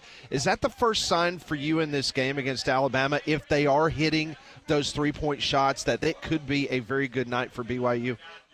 Yeah, absolutely. If they start hitting early, that's a very good sign for this BYU team. Now, you talk about the misnomer for Alabama. It's kind of the same thing for BYU. Last year with Mark Pope, it was live and die by the three. That's just zero doubt about how that team was built. This year, yes, they are shooting threes at a high clip. They are hitting at a high clip, speaking of BYU. But they also shoot very well. They go right to the rim. And if they can get points inside, guys, they will absolutely feast inside. And that's a big question mark with the 2 7-footers that Alabama has, obviously. But I look at this matchup of, two teams who are thought to be this live and die by the three style, but they are both offer more than that. And BYU, they very much, if they start strong in this game, it will be a good opportunity for them against the Crimson Tide. Aside from this particular matchup and what we've seen thus far in the tournament, is there another team that's out there that is not in the Sweet 16 field that you thought surely would be there, Jake? Okay. We saw Maryland get past Colorado State. I had Colorado State through to the Sweet 16 on my own bracket. I thought that the Rams, being out in the West, I have watched a fair amount of Colorado State in the Mountain West.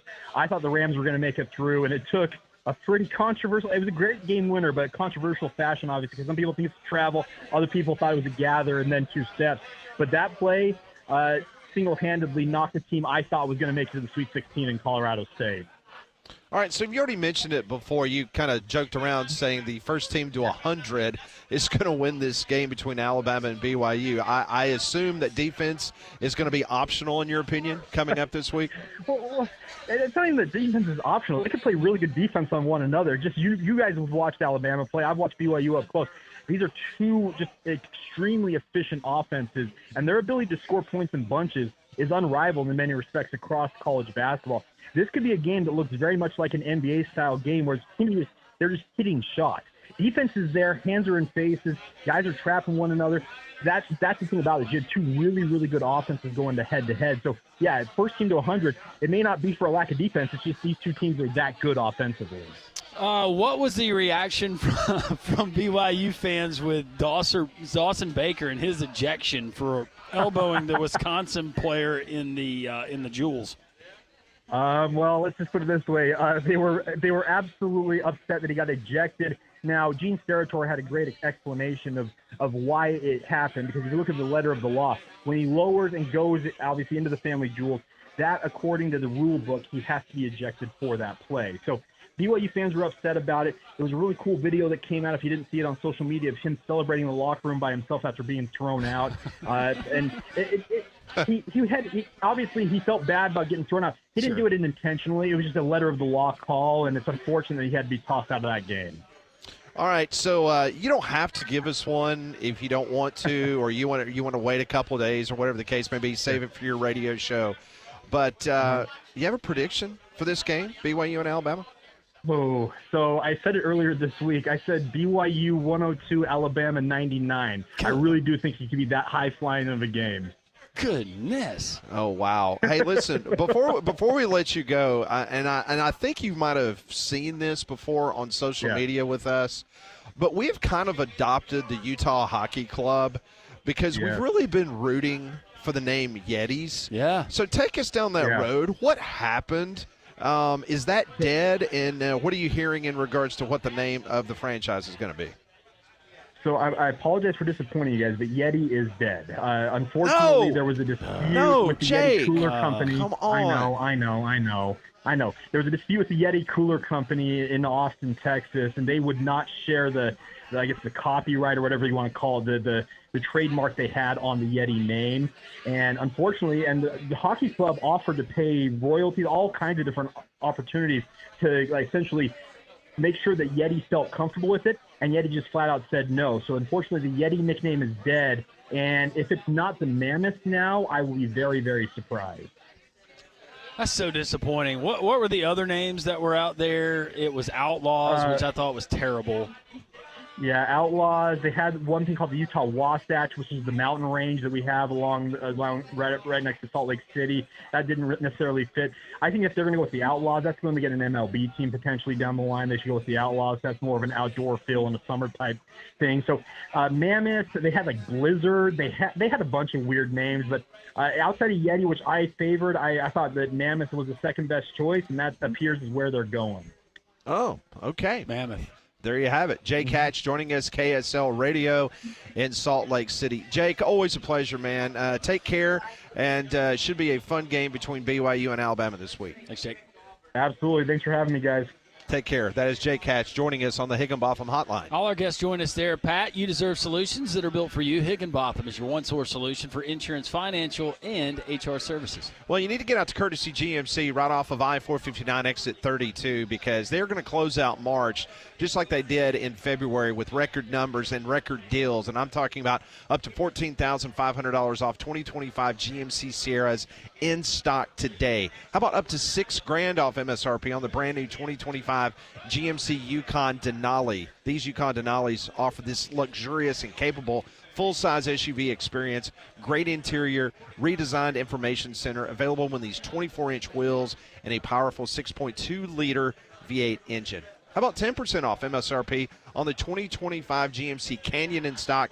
I drive a 2025 GMC Acadia, and it doesn't get any better than this crossover vehicle. $3,000 off right now MSRP there at Courtesy GMC. Courtesy's got a deal for you. They will not be beat. They're the lowest price dealer in the state of Alabama. You don't need to go anywhere else for a brand new GMC except Trustful. Don't drive many, many miles. All you got to do is go to courtesybirmingham.com, and you can see the price difference that you will save there at Courtesy GMC. Off of our I-459, exit 32 in Trustful, or check out their inventory at courtesybirmingham.com. Some of our big takeaways, what Jake Hatch just told us from Salt Lake City, previewing BYU and Alabama. Ty Richardson will talk Arkansas, Texas Tech coming up at the top of the hour. Plenty of folks here in the terrace celebrating Don Don. You can come and celebrate a Taco Tuesday with us live at Social Taco here in the Square in Homewood on Jocks 94.5.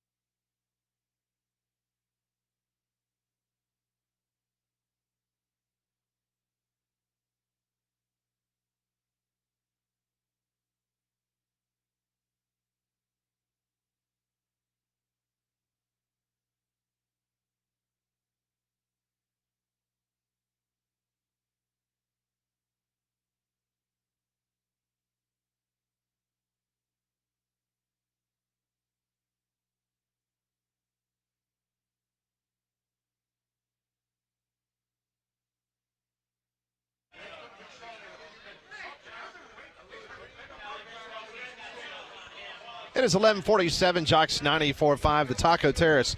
Landrum, you and I have been up here, oh my goodness, for years doing this show.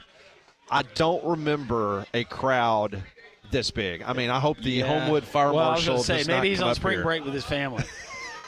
It could get uncomfortable. I mean, it is jam-packed up here, but I promise you. Congratulations to Noah, our server, by the way. Oh, Noah is going to be renting out Mike Griffith's place down at Orange Beach for like a whole week based on his tips today.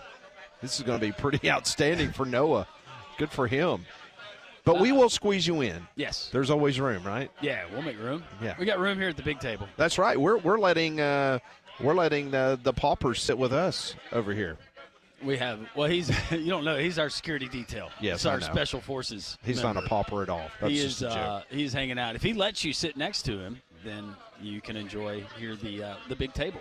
Upside. If you've missed any of our interviews today, I always recommend that you need to download the Three Man Front podcast. And today we've had Mike Griffith, we've had Aaron Gershon from Cat's Paws, Vince Ferrara from WNML Radio in Knoxville, Jake Hatch from KSL Radio in Salt Lake just joined us. We've still got Ty Richardson and the Southern Gentleman Brett Noisworthy coming up on the show. So we are jam-packed. If you've missed anything, download the Three Man Front podcast each and every day. Yeah, we got UAB coming up in the NIT tomorrow as they're going to take on UC Irvine. You can hear the game on Jocks 2 100.5.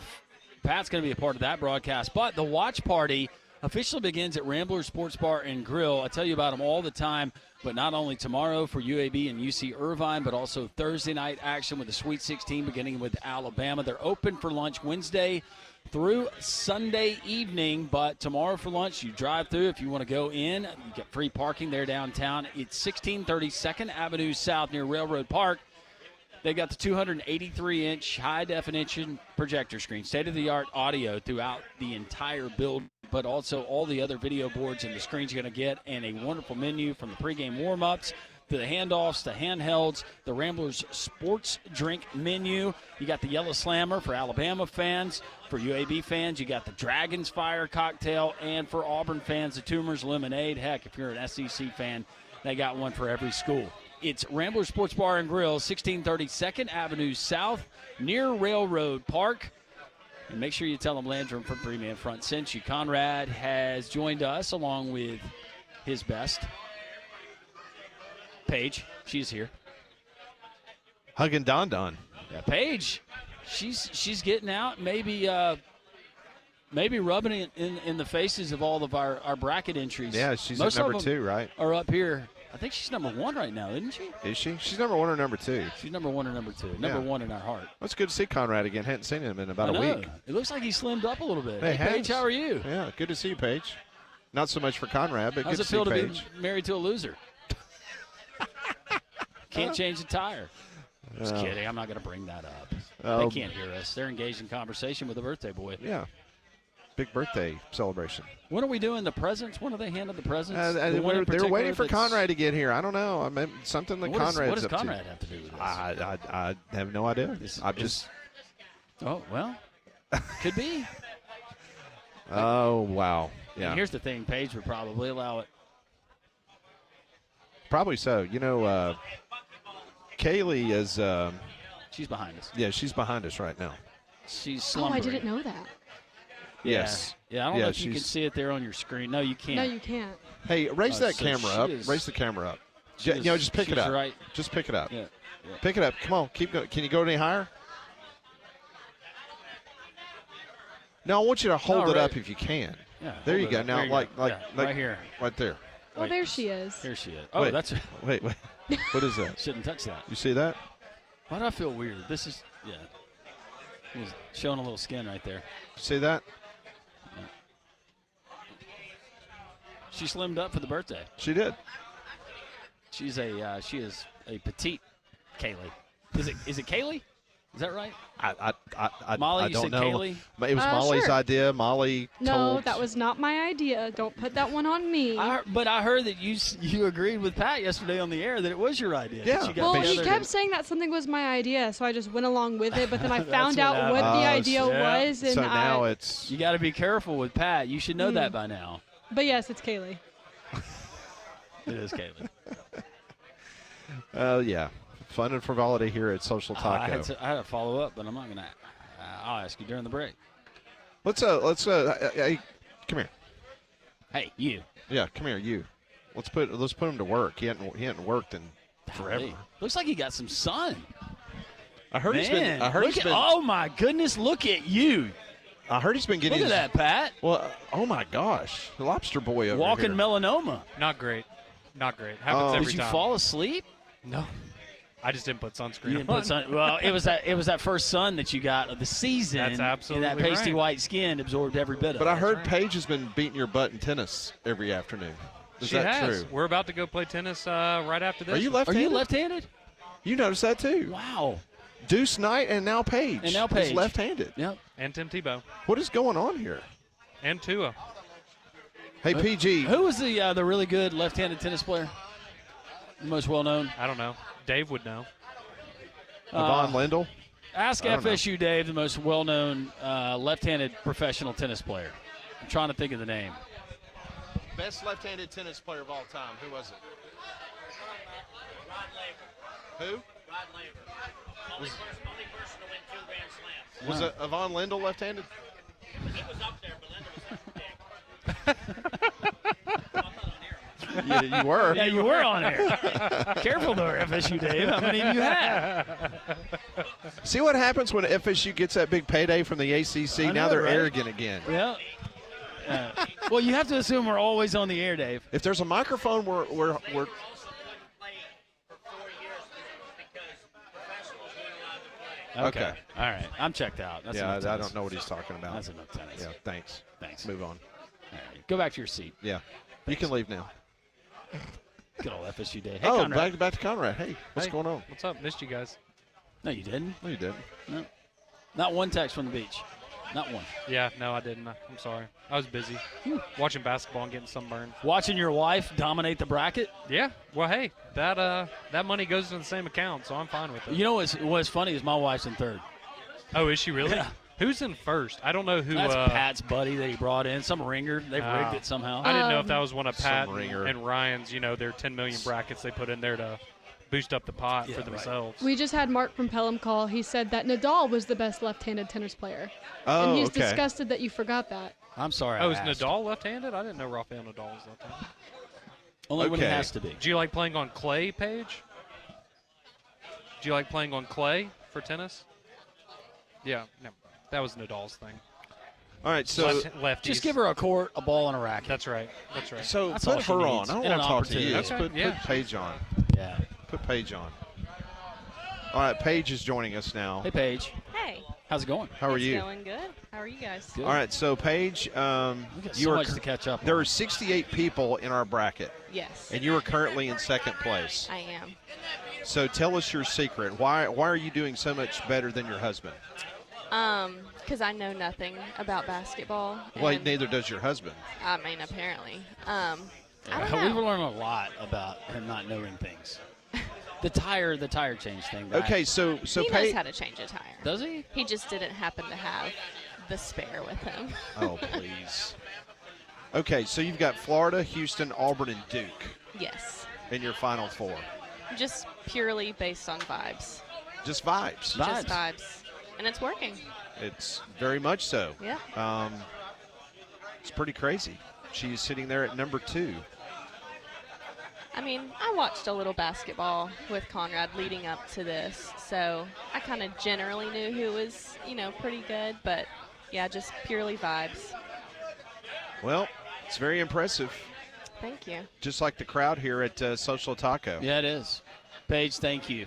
Thank you for all you For- do to keep and- Conrad. and Of course. Just Upright. supporting him. I mean, no other choice. Oh, see, Young love. that's love.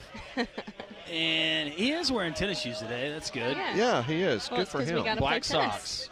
Ty Richardson joins us next. 3-man front, Jocks 94.5.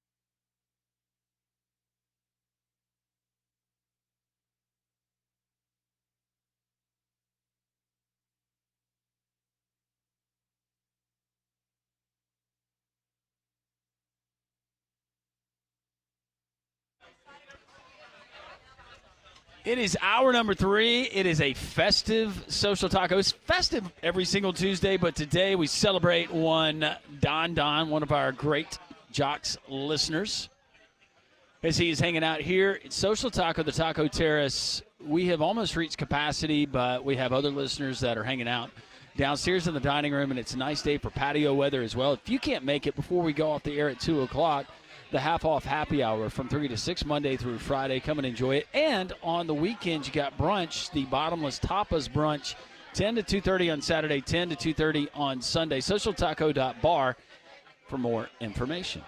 All right, joining us now on the Higginbotham Hotline, I will not be sending Coach Cal some mid-season tapes from the show in which our next guest basically was saying that Coach Cal was a mistake. This has been a waste of NIL money for Arkansas. The season's down the tubes. Let's talk Pittman football. Ty Richardson joins us from ESPN Radio in Arkansas. Hey, Ty, what's going on? What a lead-in, Pat. Guys, what's going on? I'm in Dallas, Texas right now in Love Field, getting ready to hop on a plane to go to Phoenix and San Francisco. Yeah, I think a lot of people are pulling back what they said about John Calipari mid-season. And I'll put myself in that mix, too.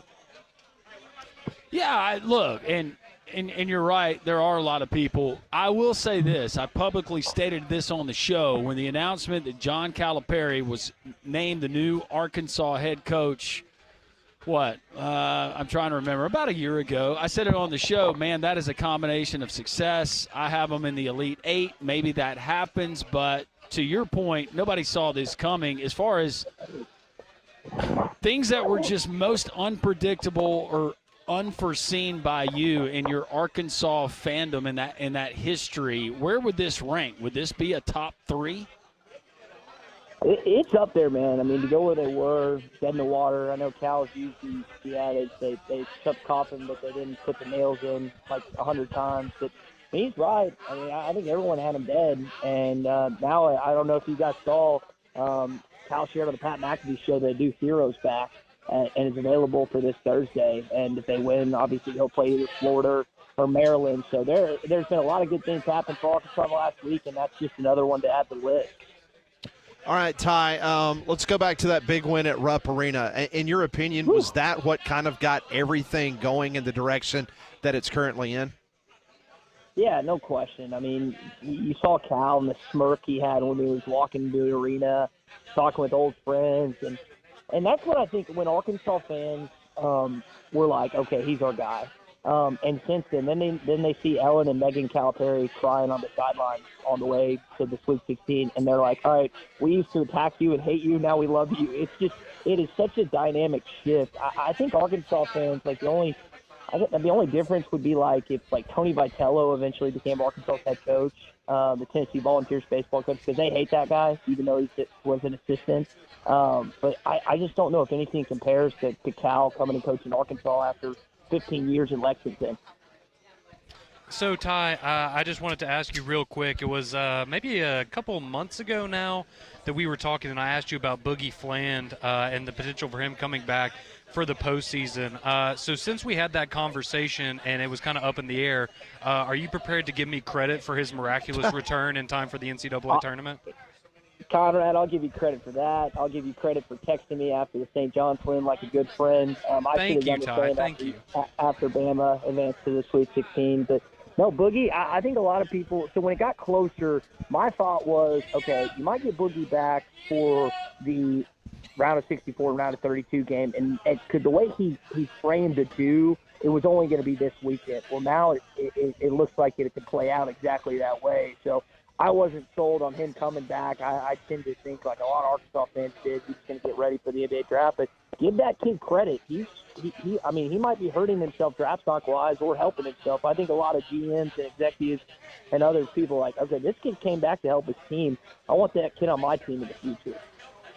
All right, Ty, give us a little scouting report of Texas Tech. Landrum and I are very familiar with this style of basketball because North Texas playing in the American Conference against UAB all those years. It's very similar. Probably a few more athletes on this Red Raider team than they had with the Mean Green. Your thoughts on Arkansas in this matchup? McCaskin's a really good coach. That style, I mean, they jacked, 46 threes in a game the other night. That Toppin kid can play. He's averaging 18 and 9 this season. Had, I think, 25 and 12 in their last game against Drake. So it's going to be a challenge. Arkansas is going to have to really stay on him. But the thing about Tech is I think the last 4 games they've had a different leading scorer each game. So Arkansas is going to have its hands full. If they try and get in a track meet and shooting contest, they'll lose. They'll go home from San Fran early. But if they play physical and drive the paint like they have in these first 2 games, and just like 3 years ago against Gonzaga, they're going to be playing one more game in the chase them. Ty, who's the most vulnerable 1 seed? Ooh, I don't think Auburn fans are going to like this. I really do think it's Auburn. Duke and Cooper Flag. I always wonder about Houston's offense under Kelvin Sampson because their defense is always there. I'm going to trust Florida, even though they're potentially playing the Razorbacks in the Elite Eight game. I think I told y'all a couple weeks ago I was as high on Florida as anyone. Just with Todd Golden, they had a scare obviously the other day against UConn, but I think it's Auburn, and that's weird saying because they're in Atlanta, 2 hours from Auburn University. But I got a weird feeling that something funky could happen one of these next 2 games before the Final Four with the Auburn Tigers and all the pressure that's on them as the number 1 overall seed, and the fact that they're basically playing their own backyard in Atlanta, Georgia. Talking to Ty Richardson, joining us, ESPN Radio. Arkansas, he is on his way out of Dallas, heading to the Sweet 16. In regards to what this would mean for Coach Cal and the timeline that he had for this basketball program to get back to prominence, is this a year early in your opinion, or did he feel like this whole time with this roster and NIL they could get in the Sweet 16 in year 1? You know what it kind of reminds me of is that Auburn 2013 football team. I mean, Gus Malzahn comes in after a fired Gene Chizik, and, I mean, there are expectations like there always are in Auburn, but, I mean, he takes that team to the national championship. I'm hoping that Arkansas has a similar circumstance with Cal in year 1. But I think, they started, regular season they're behind, but maybe they're where they want to be in the postseason. If they win another game or 2, then, yeah, I would say they're ahead of schedule, Pat, and beyond that, who knows what happened. He doesn't have a long runway here. I think we all know that. He's not going to spend 15 years in Fayetteville like he did in Lexington. You got to soak up every bit of the magic that Cal's been referring to here in these next 5 or so years. All right, what are the fun things that Ty Richardson will be doing on his trip to follow the Hogs? Landon, I'm glad you asked. The pier out there is awesome. If I don't know how many Auburn and Alabama fans are going to San Fran, but obviously their teams aren't playing. But don't go to the Tenderloin ever. High crime rate, not just a good place to be. But there's a place. It's literally called the Tenderloin, like pork tenderloin. There's a place, guys, in San Fran called the Bus Stop that we went to after Arkansas beat Gonzaga 3 years ago, and it was one of the best bars I've ever been to. It's like we're in Lower Alabama paying for beer prices. It's like that type of vibe. It's incredible. So the Bus Stop, I'll eat some food, I'll eat some seafood, but the Bus Stop is the absolute number 1 thing on my list to go to in San Francisco, California. Not the Golden Gate Bridge, not Alcatraz. The Bus Stop is on the list. I'm gonna be honest with you, Ty. A place called the Tenderloin. The last place I'm going to that in San Francisco. Is in San Francisco. Yeah, it's Landon. You're wise not to venture out. We were looking at, you got an Arkansas kid that's looking at hotels and Airbnbs, and he's wondering why are these so much cheaper than the others. He does a little bit of research. He texts some buddies, and then he finds out after the fact. So luckily, I was only there for about 20 or 30 minutes, and then we figured out that's probably not a place I need to be just kind of walking around in a golf polo and just bouncing around like a moron. with that Arkansas accent, that probably wouldn't play very well. Yeah, your flowing gold locks. Yeah, you're gallivanting there in that area. Did you use the word gallivant? I think I did, because when I think of, there's just that word was appropriate there. But Yeah, Ty, the Tenderloin, a place called the Tenderloin in San Francisco, it would not surprise me at all if they just did not serve food. Yeah, they'd serve probably something else, and not something that I'd like to partake in. So just avoid there if you're going there for a vacation or anything else. There's like San Francisco's cool. Like you got the full house houses, you've got the pier. I didn't get to go to the Golden Gate Bridge last time. Hopefully, I make it on the trip. But there are parts parts of Birmingham and parts of Arkansas and all of the United States you just probably shouldn't walk to or walk around in as a tourist. And I found out the hard way about 3 years ago, and luckily I'm still around to talk to you guys. Yeah, well, we've all been there, and at least you remember and you learn from your mistake. So, Exactly. Ty, safe travels. Hopefully we will be communicating throughout the week, and hopefully we're talking about Arkansas matching up with potentially Florida for a trip to the Final Four in San Antonio. Guys, I hope so, and I hope I get to see you boys in San Antonio next week as well. I will be there. Hey, Landrum is there. I'm there. He is. He's flying out Wednesday. He will be 3-man front man on the scene for us at the Final Four. He is already booked. He's ready to go. My man. All right, Landrum. Hopefully I'll see you next week if Arkansas can have their way with the Gators and the Red Raiders this week. Yep, sounds good. Hey, be careful at the Tenderloin. I'm worried about you. Avoid the Tenderloin. Conrad is over here, and he's concerned about your safety as well. Conrad says if you go to the Tenderloin, he better be with you. Okay. Yeah, I would feel a lot safer if Conrad was by my side. No question about that, fellas. All right, Ty. Hey, safe trip, man. Thanks, We'll Ty. talk to you soon. All right, Pat. All right, Landrum. See you guys. See ya. buddy. That is Ty Richardson, ESPN Radio Arkansas, joining us here on the Higginbotham Hotline. You deserve solutions that are built for you. Higginbotham is your one-source solution for insurance, financial, and HR services. Well, you can catch all of the tournament action at Big Whiskey's. They have so many big screens in their bar with unique cocktails and over 120 whiskeys on tap. On tournament game days this March, you can get $6 select appetizers, $2 domestics, and $3 craft beers. So go outside on their patio and enjoy the game area. It's great for families, and kids eat free on Tuesdays. So in the Stadium Trace Village off Highway 150 near the Hoover Met. I don't even know. What are we watching here? Maybe for the rest of the show, we turn the camera around. You know what? That's probably a great idea. That's not a bad idea, is it? Not a bad idea at all. I think we need to do that. All right. This is 3-Man Front. We're live at Social Taco. This is Jocks 94.5.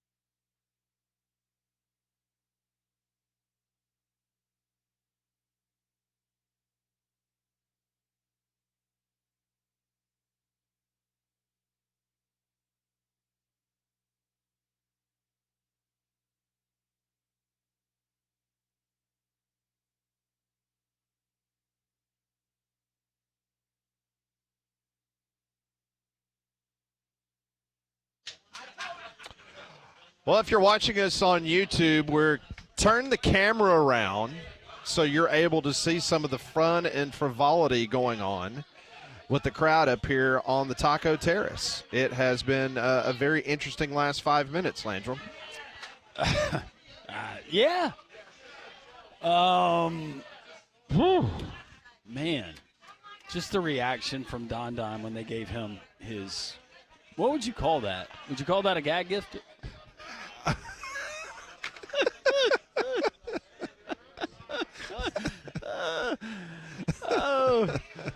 Oh, that's it. I'm done. Oh, that was good. Thank you. That was and why is she stuck next to me? I don't. This is not mine. Put her somewhere else. Sit her in that seat over there. Get a high chair or something for her. I don't want her to pop. What do I do with this? Yeah, that wouldn't be good if you something happened to Burr, it. will you babysit Kaylee? Burr's wife's here. Thank goodness. Thank you, BB. The nurturer that you are. Put Kaylee over there in the corner. There it is. Oh, goodness. Ty Richardson joining us as he's getting ready to board a flight, and he's headed to watch Arkansas hopefully knock off Texas Tech, and that would bring it. Whoa, what if we get an Arkansas-Florida showdown? You know, it's just crazy, and I know I was giving them a hard time, but, I mean, think about this. A mid-season, this team is 0-5 in the SEC. I mean, the depths of how poor that team was playing. Granted, there was a lot of injuries, a lot of things going with that Arkansas basketball team. But for them not only to be 0-5, but then find itself into a good seeding in the SEC tournament, they get themselves to the NCAA tournament, and here we go. They're now in the Sweet 16. So even if the ride ends in the Sweet 16, if you're an Arkansas fan, you got to feel really good at where this program is heading and moving forward.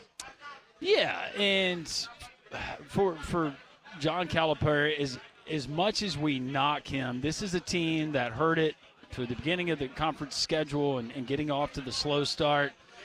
And I will give him credit because it looked like they were dead on arrival. And this team, with a lot of guys that you brought in, and you're paying a lot of money through NIL too, and how much they had bought in. We know that Coach Cal, he can be very critical of his teams, and he was very outspoken about that team. But for those guys to come together, and I did buy into what he said in saying, look, we're playing for each other now. It's not about me. It's about us, and what can we do? It's not exactly how you draw it up, but it's one of those cool stories. And even with a program like Arkansas that has national championships and national prominence in their basketball history, and with that NIL as a 10 seed to navigate the first two games to be in this position with what I think an awesome opportunity. Are you betting against them, against Texas Tech? No, I'm not. Not at all. John Especially when you got your best player, yeah, that's finally back on the court. And I know he's been limited in time just because trying to get him ramped up. But my goodness, now I would could not see bet the against him at all. underhitting in this game. Yes. Yeah. Really physical game, but no, that's just Arkansas being one of those 7 teams that we're going to see in the Sweet 16. Really remarkable. Ole Miss, another one of those teams that. Honestly, I didn't think would be able to get through their second-round matchup with Iowa State, but they were able to do that, give Chris Beard and those guys a lot of credit. Now we're starting to see, at least to this point, the strength of the conference with the teams like Ole Miss, with the teams like Arkansas, where you look at the conference record, but they played some really good basketball teams. In some of those cases, they played them twice, even 3 times in Ole Miss's case versus Auburn. That schedule starting to kind of flex a little bit because late in games, and not necessarily with Texas A&M and what we saw against Michigan, but late in these games, these SEC teams are not sweating. No, they're not, and that's one thing we kept talking about during the season was, okay, this gauntlet that all these teams go through, they're going to get to the NCAA tournament. Let's just be honest, some of these opponents they're going to play, it's going to be down in competition than what they played during the regular season. And so you just hoped that these SEC teams being battle-tested once they got into the big dance that they were going to be able to flex, and that's exactly what they've done with the 7 teams making the Sweet 16. So it all gets started. A reminder, Thursday night, 6:09, BYU against Alabama. Later that night at 6:39, it will be Maryland and Florida. I heard a caller on the Feinbaum show yesterday. He was a Florida fan, and he was pissed off because he was like going, hey, Paul, why in the world are we having to go to San Francisco to play as a number one seed? This is ridiculous. Like, we should be playing in Orlando, or we should be playing in Miami. And, of course, Paul had to educate this individual and tell him, hey, this stuff is laid out years in advance of who's going to be hosting these regionals, and that's why it's so important that, yeah, it's great that you got a number one seed, but you were the fourth number one seed. So guess what? They're going to send you to the farthest location away from your campus. That's just the way it is by you being a number one seed. He just didn't understand that. He was going crazy because Florida's having to play in San Francisco. Well, and I think with some of these programs, wouldn't you almost welcome that? With getting away from the distractions, it's obvious you're on a road trip. You need to dial in. You need to focus on the opponent and the task at hand. It's convenient how much we get complaints. You're complaining whether your team, got bounced in the first round of the SEC basketball tournament, and then I'm not talking about Florida fans, but it's interesting the things that some people choose to complain about. I'm sure that guy probably just started watching a couple of weeks ago. Wonder why they're getting screwed and not playing there at the Exact Tech Arena or Exact Energy, whatever it's called. Yeah, you're right. Energy Tech. We do have some football breaking news that just came across the wire just a couple minutes ago. Stanford has fired its head football coach. Uh-oh, and this time of year that can only mean one thing, Pat. That is correct. Troy Taylor has been relieved of his duties by general manager Andrew Luck. You remember Andrew took over as the general manager of his alma mater, and his firing follows last week's ESPN report that he was the subject of 2 investigations into treatment of female colleagues there at Stanford. Taylor had previously received a financial penalty, and so now he loses his job. I have not read the details, but it's interesting how it's, you've got Golden at Florida. That investigation cleared him of any of these type of accusations. Meanwhile, Troy Taylor, who is the head coach or was the head coach at Stanford University, he has been let go based on this ESPN report saying that he had some ill treatment towards female colleagues.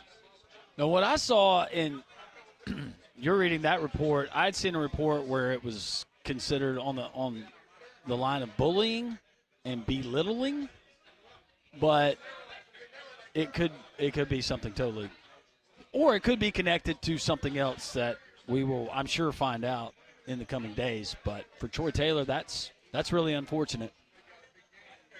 And so now the transfer portal window opens up for the next 30 days if Stanford had any football players worthy of getting into the portal and moving on. It'd be interesting to see what Andrew Luck does now that he is the guy that is over that athletics program, especially the football program, and who is there anybody right now that do you promote from within? I couldn't tell you. Based you have on to who find they have out on if it's staff. a cultural thing. Was there anybody else that was underneath Troy Taylor that was involved in this? But cleaning house at this point, that'd be almost impossible. Yeah, that's rough. I'm good, thank you. It's a lovely cake. It is a very lovely cake. It's very well done. Look at those layers. I know. You can tell she did it right. She did do it right. BB making the caramel cake for Don Don. Hey, Josh reminding us today in 1972, UCLA beats Florida State 81-76 to win their 6th straight title. Have we let FSU Dave know? No, we need to give heck on him when we got a commercial break about that. He was probably there. Probably was if he wasn't overseas yelling at tennis players. Yeah, Johnny reminded us Nadal is a lefty. Someone asking Conrad, he was early, he got sunburned at the beach, if he had too many drinks. And did he fall asleep on the beach? No, he said that he just welcomed it. He likes getting a lot of sun. Tennis players, McEnroe and Nadal. Nadal and McEnroe. Who was the guy that he gave us? Wasn't John McEnroe left-handed? Yeah. I forgot who he gave us. Somebody that had. Now, Phillips saying Jimmy Connors was left-handed, too. I think that's right.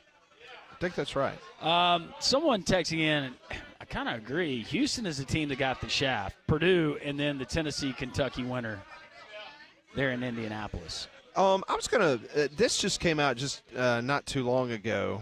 Not that this is a big surprise, but Janai Broome has been named one of the finalists for the Naismith Award. And he joins Walter Clayton Jr., Cooper Flagg, and this is the one that surprised me. You ready for this one? Yeah. Braden Smith of Purdue. Yeah, Braden Smith's had a really good career. But is this a career award, or is this what he did for this year's team? Yeah, for this year's team. And he's been good. He's turnover prone. I wonder how much Janai Broome, that's going to hurt his voting just in the last couple of games. Not that he's been bad, but Cooper Flagg has been so good for Duke. For the folks that were on the fence or maybe leaning towards Cooper Flagg, has that solidified the vote? I think Flagg's going to win it. Is that the sense that you get? It's going to be Cooper Flagg that gets that award? Yeah, I would be shocked. It should be Janai Broome, but I would be shocked that the basketball intelligentsia that puts themselves, I mean, they're right up there with the Baseball Writers Association of America in regards to their arrogance. Yeah. You know, I don't think there's any way that Janai Broome wins it. He should. Playing on the best team in America during the regular season, playing in the toughest conference in America. But now a conference that has 7 teams in the Sweet 16, I mean, there's no way he's getting that vote. No, it's just not. I mean, it's stacked against Auburn and Janai Broome from the get-go because Cooper Flagg plays for Duke. Speaking of Auburn, Tim and Ty, I asked him who's the most vulnerable number one. He said it was Auburn. Tim says, yes, Auburn is going to win the Natty. Ty picking Auburn to lose. Now I know they're going to win. Very interesting. Well, our next guest coming up right after the break. You hear him every Thursday on this show during the college football season. It is Brett Norworthy from WHBQ Radio, member of the Ole Miss football radio team. He's going to join us, talk about the Rebels getting to the Sweet 16, first time since 2001. That's next on 3-Man Front.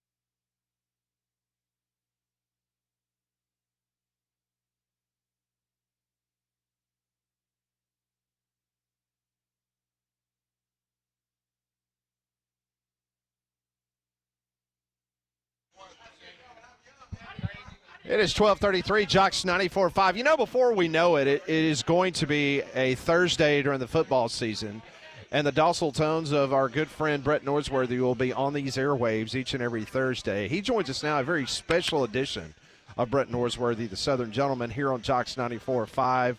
Brett, how are you doing? Sweet 16 for the Rebels. I'm doing really well. This really is March Madness, me being on a Tuesday. It is, and we are so blessed to be able to talk a little hoops with you. Listen, you've been around this program for a long time in the athletics department there in Oxford, and you know, it's only happened one other time, and it was back in 2001. How special is this for Chris Beard to be able to do this so young in his tenure in Oxford, get to this Rebel team to the Sweet 16? I think that's the key part of it, Pat. Do it in his second year. We knew we were getting just an extraordinarily high-level coach when Keith Carter made the bold move to get Chris Beard after everything that happened at Texas. And I'm so glad that Keith did that, and both with Lane Kiffin and with Coach Beard, he's been vindicated totally on and off the court.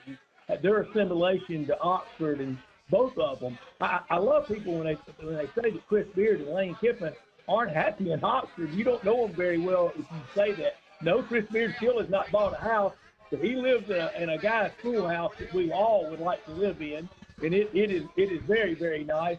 But just in the second year to get to a Sweet 16 and second time ever, and Pat, it's why everybody that has children, they know the terrible 2 years old. Well, the reason why is simple. It's the only birthday in your life where your age doubles. I'd be terrible at 2, especially in 21 and doubling to 42. So we get this second trip after the first one in 2001, and we're on cloud 9. There was a point in the Iowa State game when Ole Miss got up 26 where I really believe it may have been the finest hour, the best any Ole Miss team in any sport had ever looked in anything. I mean, they were just working Iowa State, and whichever Van Gundy was doing the game, he was saying they can do anything they want every trip up and down the court. And it was just out of body experience. It's been so much fun. But now we gotta get ready to play Tom Izzo and Michigan State Friday night, and that's going to be really tough. But I love what the league has done. I love the commitment to basketball. And I love the bar that the SEC is held at. And we know what that bar is.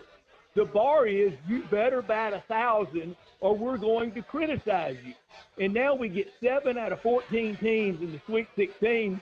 And I hear some people going, well, they only got half their teams in. Well, I want you to try doing that sometime. Brett Norworthy joining us here on Three Man Front. All of our guests join us on the Higginbotham Hotline. So Brett, when we're talking about Michigan State, we know Tom Izzo and how good he typically and his teams are in March. This particular Spartans team, how do the Rebels size up for those of our listeners who haven't really dialed in to that particular matchup coming up on Friday? I think, Landrum, it's going to be a game like I thought the Iowa State game was going to be, and I was horribly wrong about it. But I think it's going to be kind of a first to 67, 68, 69 game, around 65, 64, something like that, with, a lot of defense, a lot of half-court, deep into the shot clock possessions. I think that is really more in Michigan State's favor than it is in Ole Miss's favor. Ole Miss likes to get it go. 498 against Kentucky. Led Kentucky by 27 at the half in early February back in Oxford in early February. But I think this game's going to be a little more deliberately paced than the other night against Iowa State. But I thought Iowa State was going to be, and it wasn't. Ole Miss came out firing just like they did against North Carolina. Talking to Brett Norworthy, WHBQ Radio. You can hear him in the Falls on the Ole Miss Football Radio Network. All right, so we've already talked about just the fact that in year 2, what Chris Beard has been able to do in Oxford. And because of NIL, and you've got an athletic director that played basketball at Ole Miss, don't you think that the NIL portion of what that Ole Miss athletic department is going to be doing maybe it's not going to get up to the point of what Lane Kiffin has at his disposal, but don't you think that there's going to be a boost now for Chris Beard and trying to keep him happy and to try to keep this roster very competitive in this new SEC?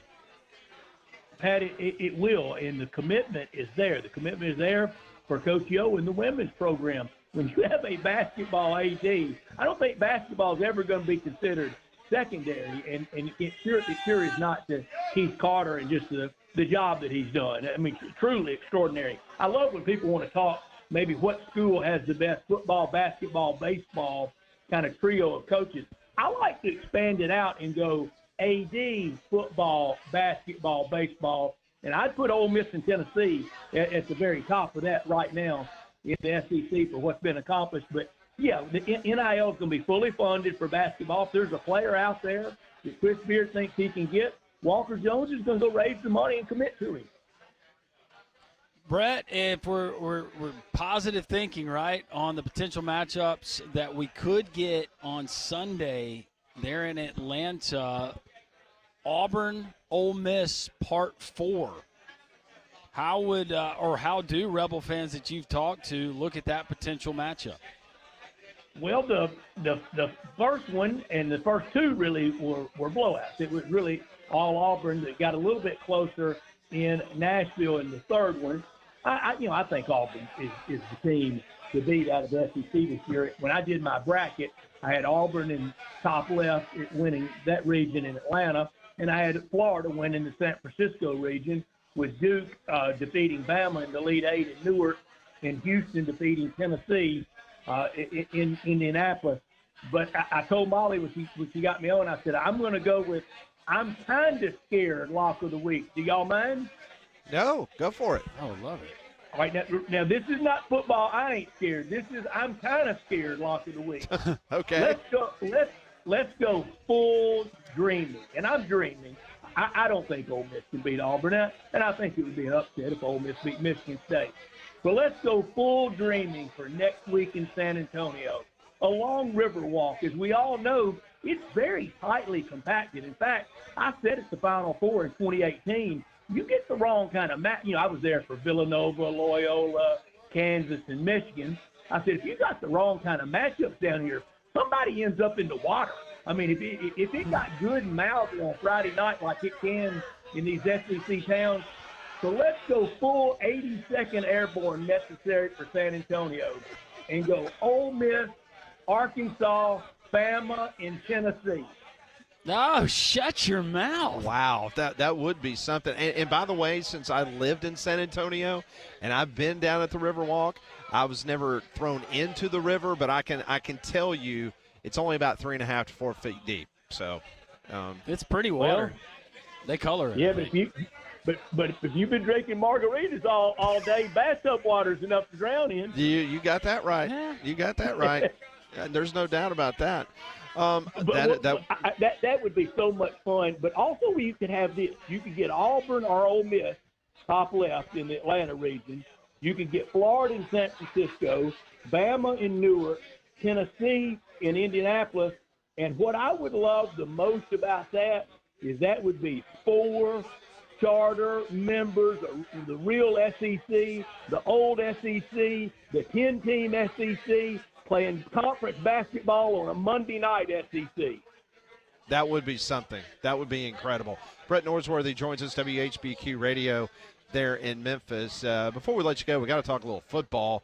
What is the general theme? What is the feeling as Ole Miss spring ball gets underway?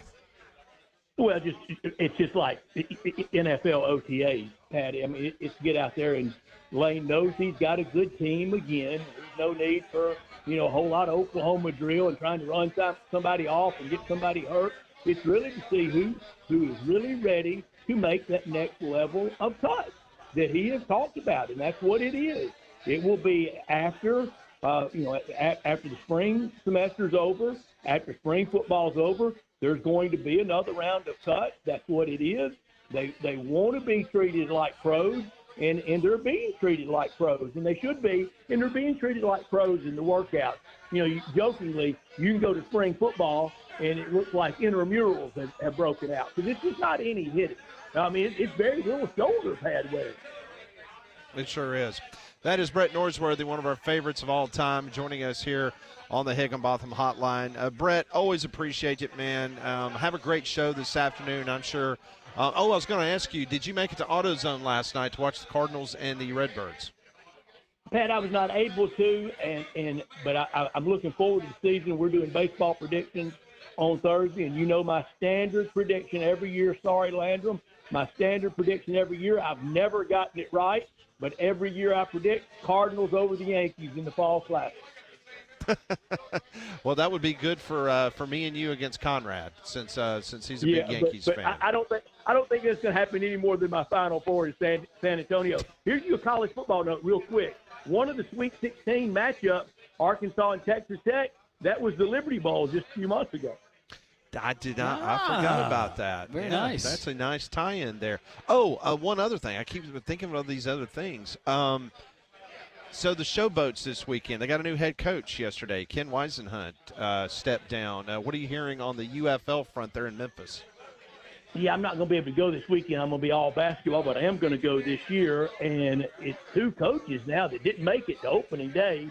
That's not a great look for the league, and I want this league to work. I really like the people running it in Memphis. They're good people, and I hope it works out. Year 3 for us in Memphis, that's the longest we've ever had a continuous league. Isn't that something? That is crazy. Troy Taylor's available, but you probably don't want to call him. Yeah, he's – Yeah, probably not. All right, that's Brett Norworthy. Brett, always a pleasure, my friend. We'll talk to you soon. Thanks, Brett. Enjoy Taco Tuesday. It sounds fun. Thank you. See you, Brett. That's Brett Norworthy joining us on the Higginbotham Hotline. You deserve solutions that are built for you. Higginbotham is your one-source solution for insurance, financial, and services. You said build. How about builders, contractors, and homeowners? When your project calls for precision and durability, second-generation masonry is the name to know.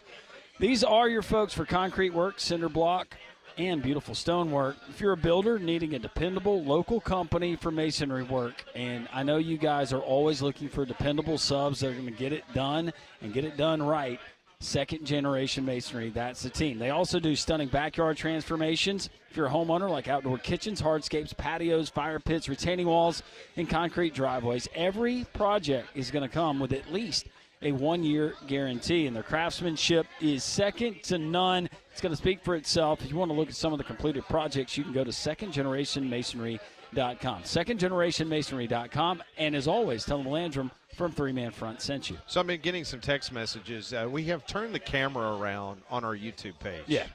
So if you're kind of confused about what's going on, if you're just now tuned in. So you know we're not lying about the crowd that shows up here at Social Taco. And Yeah. it's actually starting to thin out a little bit. But it was maxed out not too long ago. And we appreciate all of the great listeners of Jocks 94.5 coming up here each and every Tuesday joining us. Had a great crowd last week at Twin Peaks.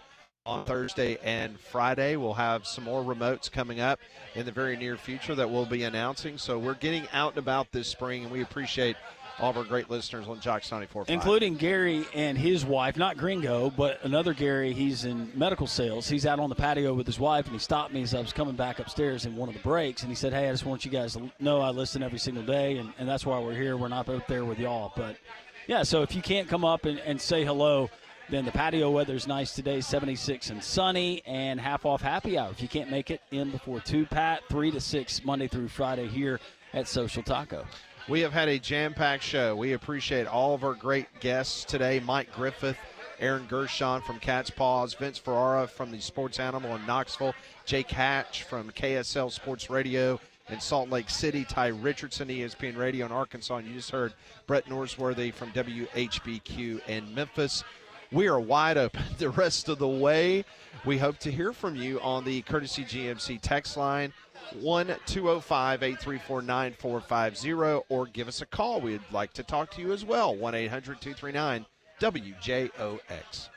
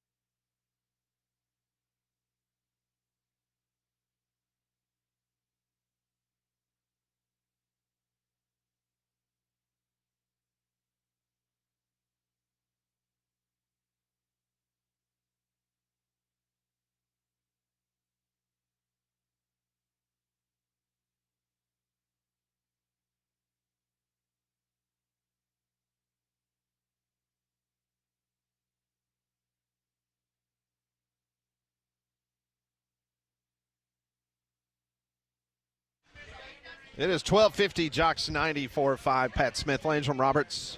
We're going to be joined by Damien Mitchell from the morning show, joining us in just a couple minutes. We've already talked to Conrad and his beautiful young wife, Paige. Molly Robinson along with the program as well.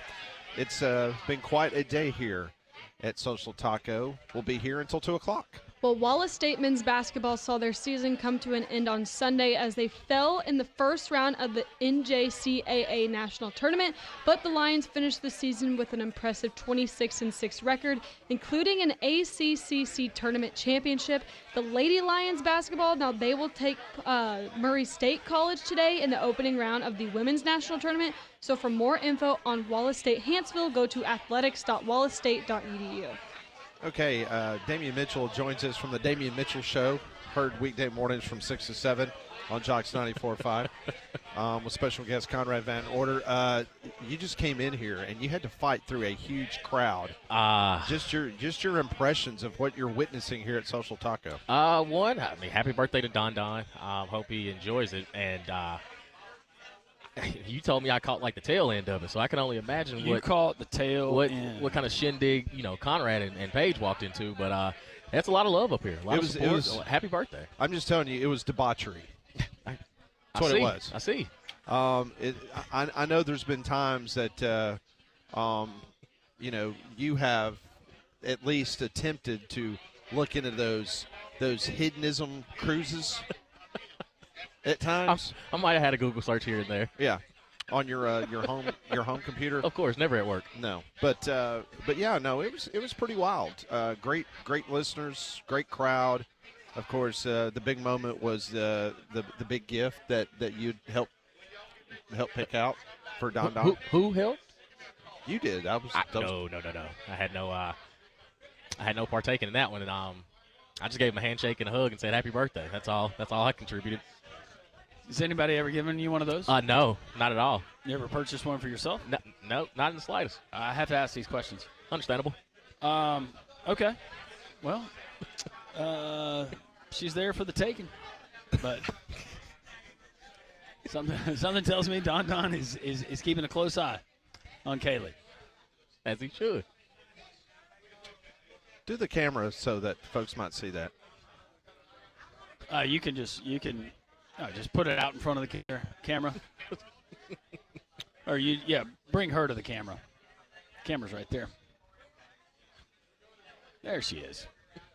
There you go. Yeah, that's premium content you only get there at Jocks TV. They're on YouTube. All right. It's enough. What happened to the old days of, just having a cake and just singing happy birthday? When did we get to this? Not with this bunch. No. You should know. You have spent a Saturday with the individual that is being honored today, and that is one Don Don. It is. I just missed, having a happy birthday card and saying, congratulations on How another many year. red flags can you think back on that you maybe should have noticed that Saturday as you were going to and from Jordan-Hare Stadium? Y'all don't have enough time on air for me to go down the list. We had a good time. Well, he had a great time. It was fun. Is it now? I have talked to a couple of people at the SEC network. Matter of fact, I was talking to Paul yesterday about this idea I had about you and Don Don caravanning around the Southeastern Conference and taking a couple SEC network cameras. He loves the idea, and I told him that I think it would really be cool to kind of jumpstart the project if you and Don Don got in a Winnebago and drove to San Antonio for the Final Four. Yeah. Wouldn't you think that would be great? I think that would be fun. See? To who? Molly thinks it would be great. Yeah, you guys would have a great time. I mean, Double D Roadshow. Imagine all the content you would get. Double D No, Roadshow. Don Don's a working man, so I don't know if his schedule is going to allow him to just take off. No, his employer understands that if Auburn goes to the Final Four, that he will be making the trek to San Antonio. And I think it would be a great opportunity for you guys because y'all travel well together. Yep. You have y'all have been to Auburn games together. A game. So I don't. Well, 1, 2, 3. I don't know. I mean, why are we breaking it down like let's that? not downplay. Listen, all I'm saying is, what did Charles Barkley say about some of the women down there in San Antonio? Oh, I they think love he's- churros. Yeah, They yeah. love churros. I don't think That's what he said. I don't think the taste Let me is tell you for us. something. I spent a couple years of my life in San Antonio, and that is a beautiful, beautiful part of the world. Really? And I'll be honest with you, I did not understand where Charles was coming from when he was making fun of saying there was nothing but fat women that lived in San Antonio. I spent a Friday night and a Saturday there, and I'm like you. There wasn't no big old women out there. Well, I wouldn't. I don't remember. It's none that. It's like, oh wow, Charles was right. Never occurred to me. Never stood out. He also makes fun of people in Galveston. Never been. Really? Talking about, oh yeah, he talks about how bad the beaches are in Galveston. Nasty. Well, compared to here, I'm sure they Right, are. yeah. Well, yeah, I mean it's not Destin. No. Oh, come on now. Really? It's life of luxury. Really? Nothing beats the Alabama Gulf Coast. An hour left live from Social Taco. We'll continue to break down the Sweet 16. UAB in action tomorrow, third round of the NIT. Folks chiming in on that. So much more. It's Three-Man Front live, festive Social Taco here in Homewood. Come and join us. Plenty of seats, plenty of fun, plenty of memories that you will leave with.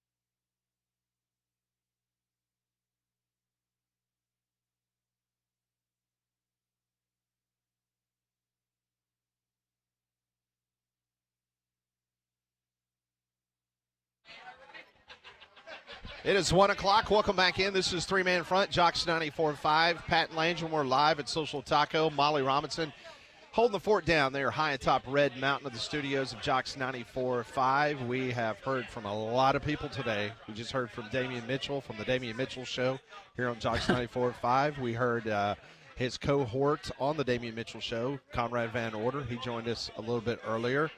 And, of course, we had a litany of guests, and if you missed any of those guests talking about the Sweet 16 around the Southeastern Conference, you can download the Three Man Front podcast and listen to those in the entirety. I'm going to tell you, you're welcome in advance, because that's what a lot of our Jocks listeners, they've been texting me and saying, thank you for telling us about Prize Picks. Prize Picks is your daily way to interact with your favorite sports across the board. Also, you can interact with your friends. It's really easy. You go to the Prize Picks app, you download that app, you register your account, enter promo code WJOX, and your first $5 play on a particular player projection, you don't even have to win. They're going to kick back $50 instantly to your account. Download the app, enter promo code WJOX, play $5 on your first player projection. Win or lose, you get $50 instantly back to the account. It's really simple. It's more or less. You can do it across baseball. You can go college basketball, the professional ranks as well. I'm, of course, going to go college basketball, and the games we have coming up on Thursday. One involves the Alabama Crimson Tide taking on BYU. Pat Smith actually sabotaged me last week when I asked for his advice, but I did ask for his advice, so let's see if he can redeem himself. Pat, more or less, Grant Nelson versus BYU, 11 and a half points. More. That is actually what I had written down. So we're going more points for Grant Nelson, 11 and a half versus BYU. Cooper Flagg, Duke, taking on Arizona, 20 points, more or less. More. Going more on that one as well. All right, so if Grant Nelson scores more than 11 and a half points, if Cooper Flagg scores more than 20 points, I'm a winner. It's that simple. Prize Picks, your daily way to interact across your favorite sports. Download the app. Enter promo code WJOX. Get the $50 instantly after your first $5 play. We appreciate our friends at Prize Picks. So a couple of headlines we've been following throughout the morning and early afternoon. The NCAA men's basketball tournament, huge numbers television-wise. 9.4 million viewers, making the best figure through the second round since 1993. That's added across CBS, TBS, TNT, and True TV. That is up 3% for 2024. Sunday alone, 10.1 million viewers, led by Duke, Baylor, Kentucky, Illinois, Florida, and UConn. Meanwhile, Stanford, they have fired their head coach, Troy Taylor, the head football coach there at Stanford, following last week's ESPN report that he was subject to 2 investigations into treatment of female colleagues. GM Andrew Luck made the decision. Luck said in a release that it was just time for a program reset based on the things that had come to light. Taylor had previously received a financial penalty by Stanford University, so now he is in the unemployment line. Meanwhile, this just came out a few moments ago. This is very interesting, but the NBA owners are set to vote this week on a plan to launch a new pro basketball league in Europe. Under the proposal, the NBA would own 50% of the league, franchise owners holding the other 50%. So, as we've talked about before, and I know we don't talk a lot of NBA on this show, Landrum, but if you look at the international competition, especially during the Olympics, and you look at the past MVP award winners in the NBA, they come from overseas. And the overseas game has caught up tremendously to the American game. And so the NBA is trying to take advantage of this, and the owners are going to vote this week to launch an NBA league in Europe. The league would own 50%, and the franchise owners would own the other 50%. Probably not a bad idea, because I know the NBA, their ratings here locally have been slipping. So why not tap into where you are very popular, where you're hot, where yeah. a lot of your core players they're coming from. So I credit Adam Silver and the NBA owners for making that decision to try to broaden their horizons. We expect to see the same from the NFL at some point, but the NFL is just not in a position where they need to do it right now. They don't have to have that shot in the arm. No, they don't, and you just wondered, but the next time the NFL wants to do something in Europe, because we've seen that before, because you had the World League of American Football, you had NFL Europe for a very short time, and so I would think if the NFL is going to do anything, the NFL is going to put a whole division over there, having a couple teams in London, maybe 1 or 2 in Germany, maybe 1 in Spain, whatever the case may be. Are you going to gain any viewers here stateside? Because personally, Are you that's talking about the NBA team? yeah. or the NBA? Well, with the NBA, I'm not going to be more inclined to watch an NBA Euro League than the league that I already have available to me here. I guess the most interesting part to me will be what kind of arrangement that they have between the NBA and whatever they call the league in Europe, because, is this a player development type deal, or is this going to be a league that is going to be on the same footing as the NBA? I think it would be a developmental league, right? I don't know. If you're an NBA owner, do you want to own half of a league that's basically a G League? You've already got that in the United States. Or would this be? I don't know. There's some really good basketball that's played overseas, and there's a lot of guys that go over there and we forget about them because they're not playing in the NBA that have long, very productive professional careers. So if you can see some of that, I don't know how you would classify it though. So yeah, it'll be interesting. What caliber player? I don't see this as a live versus PGA type deal. No, I don't know. You'd be foolish. You'd be cutting off your nose to spite your face if you're the NBA, or the owners at least.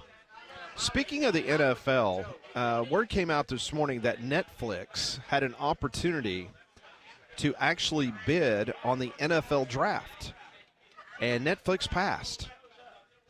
So 7 years after Fox got its foot in the door with one-and-done coverage of the NFL draft, it looks like Fox is now going to challenge ESPN for rights to the NFL draft. Not a bad idea by Fox. I don't blame Netflix. Save your shillings, right? And trying to put that together, save it for your Christmas Day broadcast and some of the other stuff that you're going to want to continue to dip your toe into. I think the ESPN, now if Fox does it, I'd have to wait and see. I'm sure the production value will be great, but ESPN in the draft, that's become synonymous with that network carrying that event. I don't know if I'm going to open it with welcome arms. Not that they're asking me, but surely ESPN keeps that thing, right? Unless Fox is willing to pay just an arm and a leg. Well, here's another interesting aspect to what's going on with the NFL. There was a story that came out just a couple of days ago that ESPN is looking at potentially buying the NFL Network. That has been a rumor out there. And so if they were to buy the NFL Network, then all of a sudden you're going to need other programming and things of that nature. And so I think at that point in time, ESPN really would lock that in regards to the NFL draft and other aspects to it. But there's just some things that I don't want to change. CBS and their coverage of March Madness, I don't want that to go away. I don't want to see that on another network. I'm not open to it. The NFL draft is another one of those things. See, I always split my time when I'm watching the NFL draft. I split it between the NFL Network and ESPN, because I thoroughly enjoyed the NFL Network's coverage of the league throughout their regular season. So just another side story. A lot of college basketball news today in Austin, Texas. Didn't take long, but Sean Miller was introduced this morning as the new head basketball coach at the University of Texas. You remember Drake star Bennett Sturts? Remember him? I do. So his coach is named the Iowa head coach yesterday. And so today, Bennett Sturts announced that he has entered the transfer portal, and guess where he's going to end up? University of Iowa. Following his coach to the wonderful state of Iowa. I saw where one of the guys that I think you guys had brought it up on the show that Auburn and Alabama were two potential schools of interest. Iowa player. The Iowa Center, right? Yeah, and I think where I saw where he had tentatively set up maybe a visit to Auburn in the next week and a half, something like that, but I'm sure that he'll make the visit to Tuscaloosa as well. What are those rosters going to look like when it's all said and done?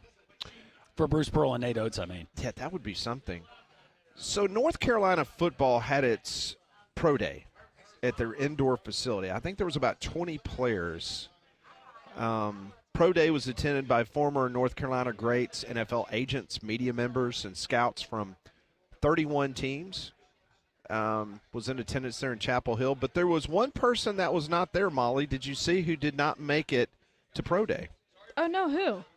That would be the current head football coach at the University of North Carolina, Bill Belichick. Oh. He was leading staff meetings from 7 a.m. to noon. Oh, I thought you were going to say he was on a trip with Jordan or something. Yeah. And so he was unable to make it over to Pro Day. It's interesting because when he was the head coach of the New England Patriots, how many times did we see him in Tuscaloosa, Landrum? Almost every year. Yeah. Remember the year where he and Matt Patricia were standing next to each other? I do remember remember the Hank that. Crisp. Yep. Do remember that. Patricia looked like he just rolled out of bed. Mm-hmm. But that's any day. Just interesting how you couldn't come over there for a couple minutes, kind of wave, say hello. Yeah. But he was in staff meetings. He was busy. What do you think about the broadcast assignments for Sweet 16? You happy with them? As long as we don't get our favorite one, I'm good. Okay. So BYU and Alabama, you're going to get Brian Anderson, Jim Jackson, and Allie LaForce. Yeah, they were on the call for Auburn and Creighton. Yeah, Anderson is outstanding. Yeah. And the reason, Anderson does a lot for TBS and TNT with other sports, but he is one of the main broadcasters for the Milwaukee Brewers. And so I get a lot of opportunities because the Brewers and the Cardinals are in the National League Central. So I think he does an outstanding job. I think he's a really good announcer. So I think that's a good team. Yeah, Brian Anderson, Jim Jackson, Allie LaForce, they'll be on the call for Alabama, BYU, also Arizona. Allie LaForce, a Duke. former SEC on CBS sideline reporter. There you go. Mm-hmm. You got my guy, Kevin Harlan. Dan so Bonner. he's your guy now. He's my guy. I thought Nestler was your guy. Well, I get confused at how many guys that he has. I know, and he hates so many people, too, remember? Yeah. Yeah, I really don't. Hate is such a strong word. I hate to be tied to hate. Actually, my guy Ness is not a part of any of this. You know why? I hope there's a really good reason.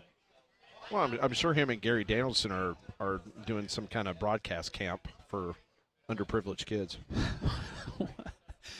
Kevin Harlan, Dan Bonner, Stan Van Gundy, and is it Lauren Shahadi? Oh, Shahadi. Shahadi? Oh, from the Major League Baseball Network. Oh, why did you just do your eyes like that? Because she's a University of Florida graduate. Okay. She's an SEC girl. She works at the MLB Network. I didn't mean it like she's a very some highly people might have trained interpreted professional. that. It was like you were very familiar. I think with she her does work. a great job. Okay. I'm very familiar with her work. That's why I asked. For Ole Miss, Michigan State, and also for Michigan and Auburn, you get Ian Eagle, Bill Raftery, Grant Hill, and Tracy Wilson. There you go. There's your A team. That's your A team. Mm-hmm. Andrew Catalan, Steve Lapis, and Evan Washburn for Kentucky and Tennessee. I hear the groan. And also for Purdue and Houston. Not your favorite. I mean, who is it from that crew that really gets in your craw? Lapis. Lapis, yeah. Catalan's a Philly guy, so he's kind of got that northeastern. But yeah, Lapis is, not a fan. Are you missing Jim Nance not being a part of the tournament? No, he's got to get ready for the Masters. He does. I always envied him, though. I know it's a long week for him, but to be able to hit that plane flight on a Monday night and then you wake up the next morning and you're somewhere on the grounds there in Augusta, Georgia, and you got that week coming up. Nance doesn't need that anymore, though. No. This is why this time of year, I love this time of year. Just with March Madness and the tournament, and then we get the Masters. Some people don't care about golf, but I appreciate it. The UFL kicking off this weekend. We got opening day coming up. There's so much going on. I don't know how you don't love it as a sports fan. No, it's fantastic. And especially a lot of people are getting out now because their kids are right after spring break. They're going to be, full bore action when it comes to whether it's soccer, whether it's softball, baseball. Those outdoor sports really get ramped up. So, yeah, it's a great time. Great time of the year. Yeah, and hopefully we're talking about a Final Four that's unprecedented. Of course, we've already had an unprecedented Sweet 16. Are we talking about, in your heart of hearts, Pat, let's put our SEC fandom aside. When it's all said and done, Elite Eight, how many SEC teams do we see at the end of the weekend? or during the weekend?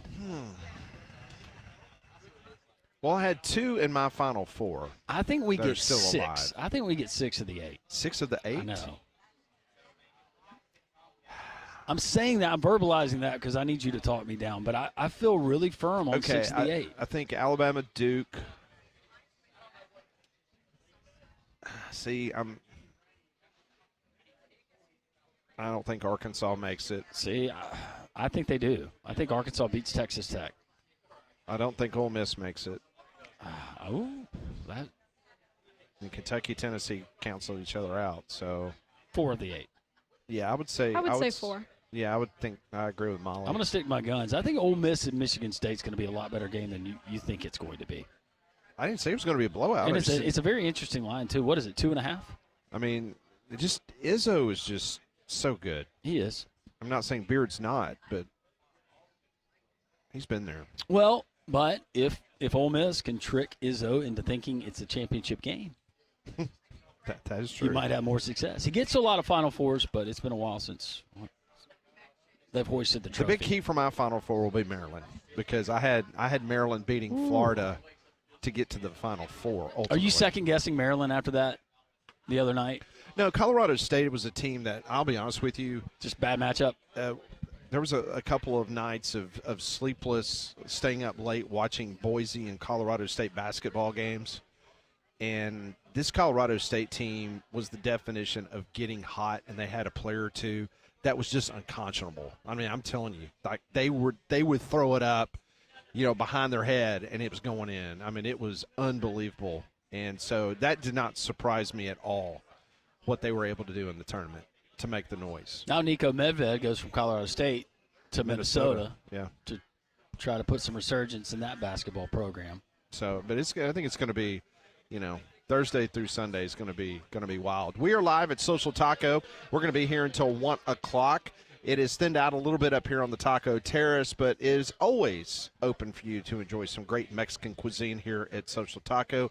Come on by and see us. We're here each and every Tuesday from 10 until 2. This is Jock 94.5's Three-Man Front.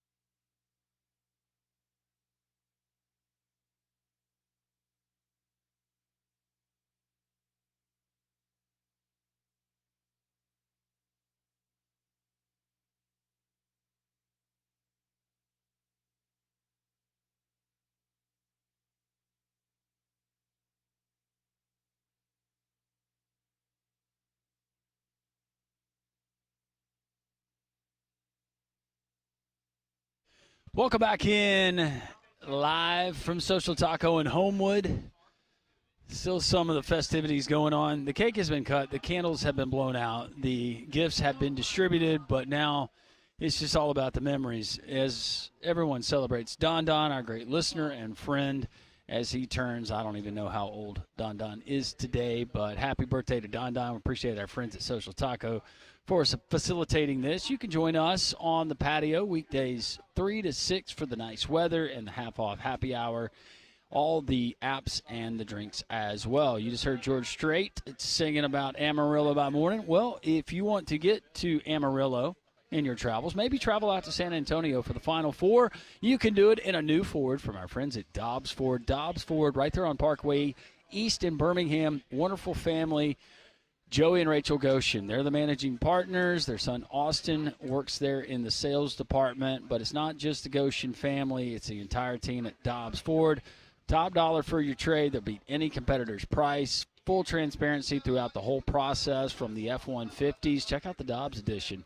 It's really souped up. I got a chance to drive one for about 3 weeks, and they are awesome. The Mustangs, the Broncos and Bronco Sports, the Explorers, the Escapes. So much to choose from. The pre-owned selection is great as well. Check it out, DobbsFordBirmingham.com. Alabama's largest showroom selection. Beat any competitor's price. Go see and feel the difference at Dobbs Ford, and make sure you tell them Landrum from Jocks 94.5 sent you. So the University of Alabama football team back on the practice field today for spring football practice. The Auburn Tigers put pads on for the first time, and Coach Hugh Freeze, after practice this morning, had an opportunity to meet with the media. Yeah, it's been a long time, feels like anyway, for me to be with you guys. Appreciate you being here this morning and attending practice and watching it.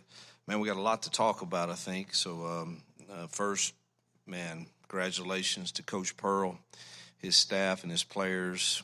Gosh, what an exciting time, and all that they've done for our university and our athletic department is pretty special. And we certainly hope that things go well this weekend in Atlanta, and look forward to being there Friday night. I wish they would have asked me about the tip time. That would have been a little easier on my Saturday morning practice, but I don't think they ask us about that. But we'll be there and cheering them on and excited for them. And Bruce has just done a wonderful job of managing expectations and the toughness of the league, and so proud for them and can't wait to see them compete this weekend.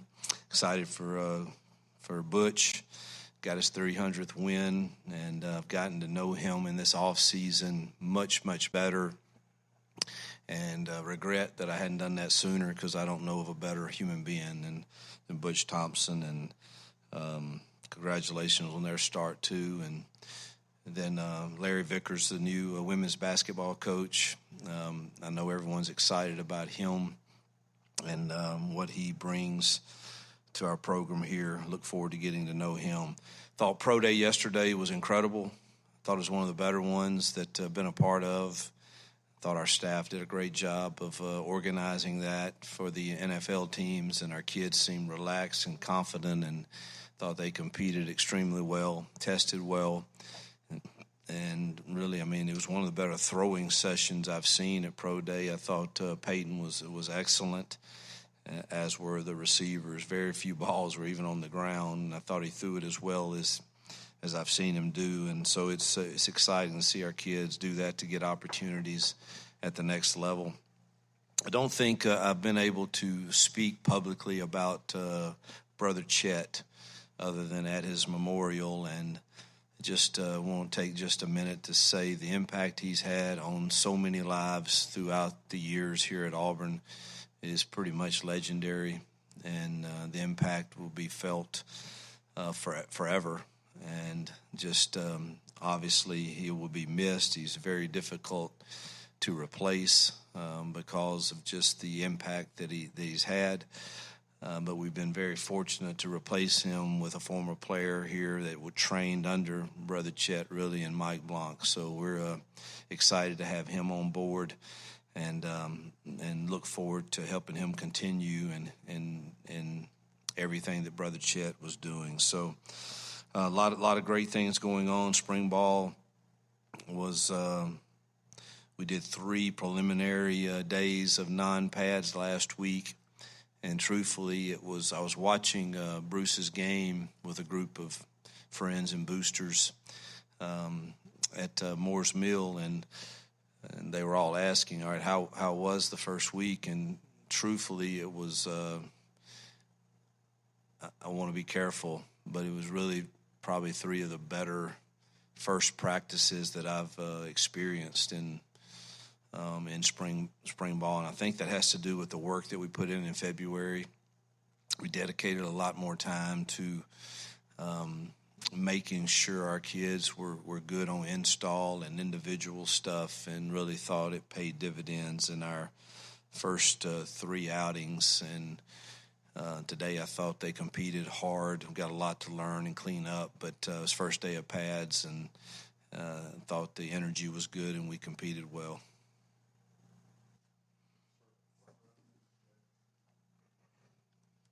Hey, you question about – sorry about that, man. So a question about Jackson Arnold. What have you seen from him personality-wise and his approach and his attitude so far?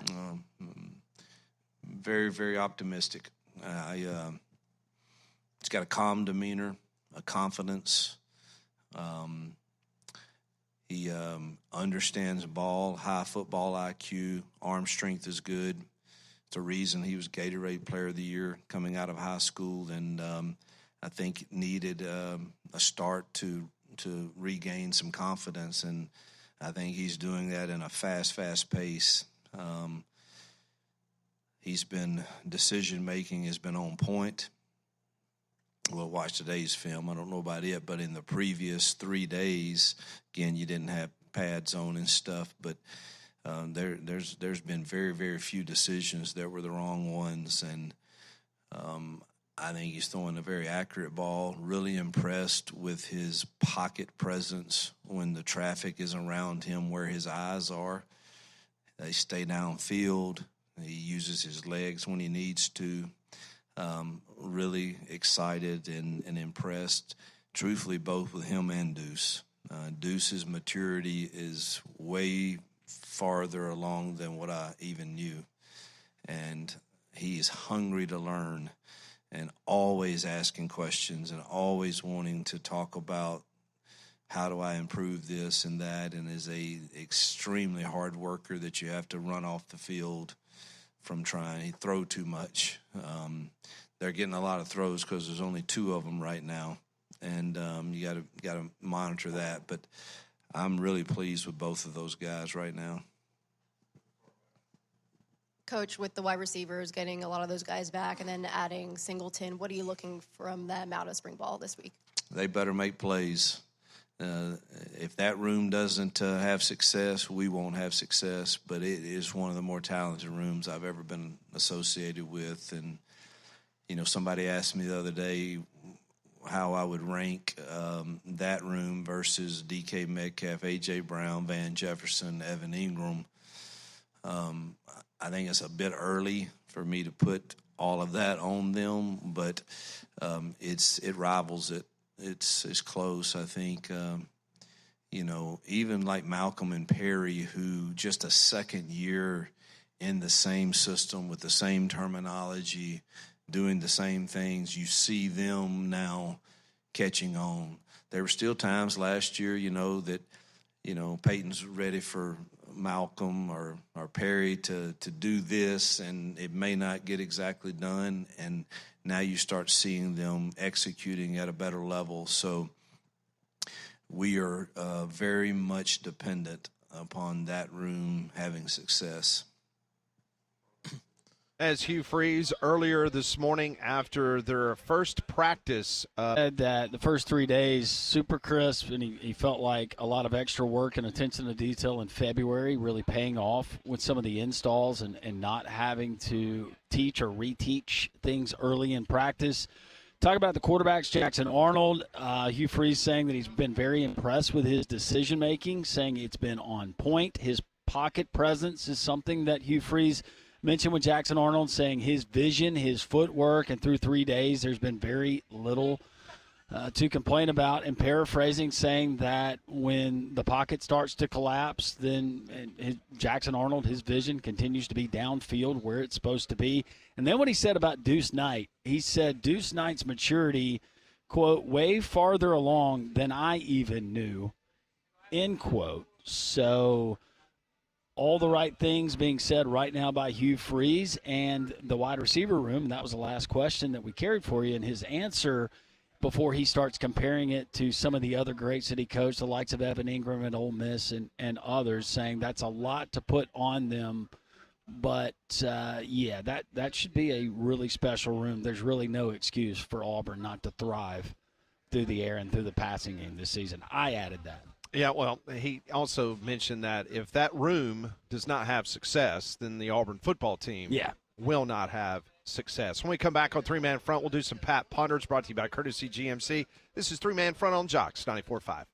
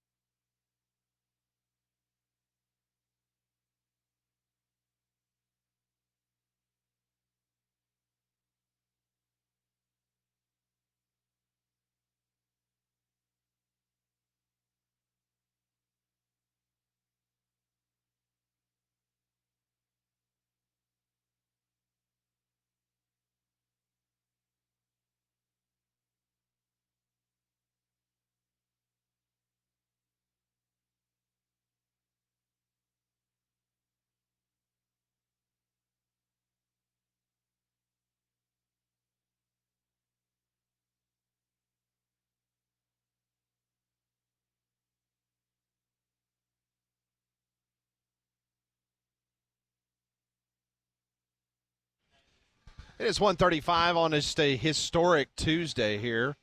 Jocks 94.5, Social Taco. We're here each and every Tuesday from 10 until 2. Pat, Landrum, Molly, Conrad will be back with us in a couple weeks, I think. Is that right? I'm just really not sure about his schedule anymore. I don't know. He's so busy this time of year. Yeah, he is. All those tennis tournaments, the couples tennis tournaments that he does with Paige. Yep. Appreciate Paige stopping by. Yeah, it was great to see her. Not so much him. Damien Mitchell from the Damien Mitchell Show joins us here on Three Man Front. You know it. He's going to be a part of our next segment, which we call Pat Ponders, brought to you by Courtesy GMC.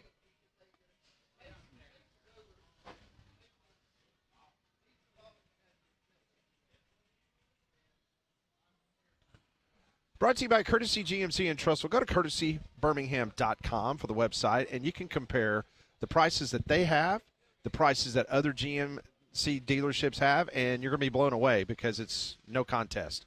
Courtesy GMC, courtesybirmingham.com. All right, question number 1. What's more annoying? People who want to tell you about their NCAA tournament brackets or people who want to tell you about their football fantasy teams?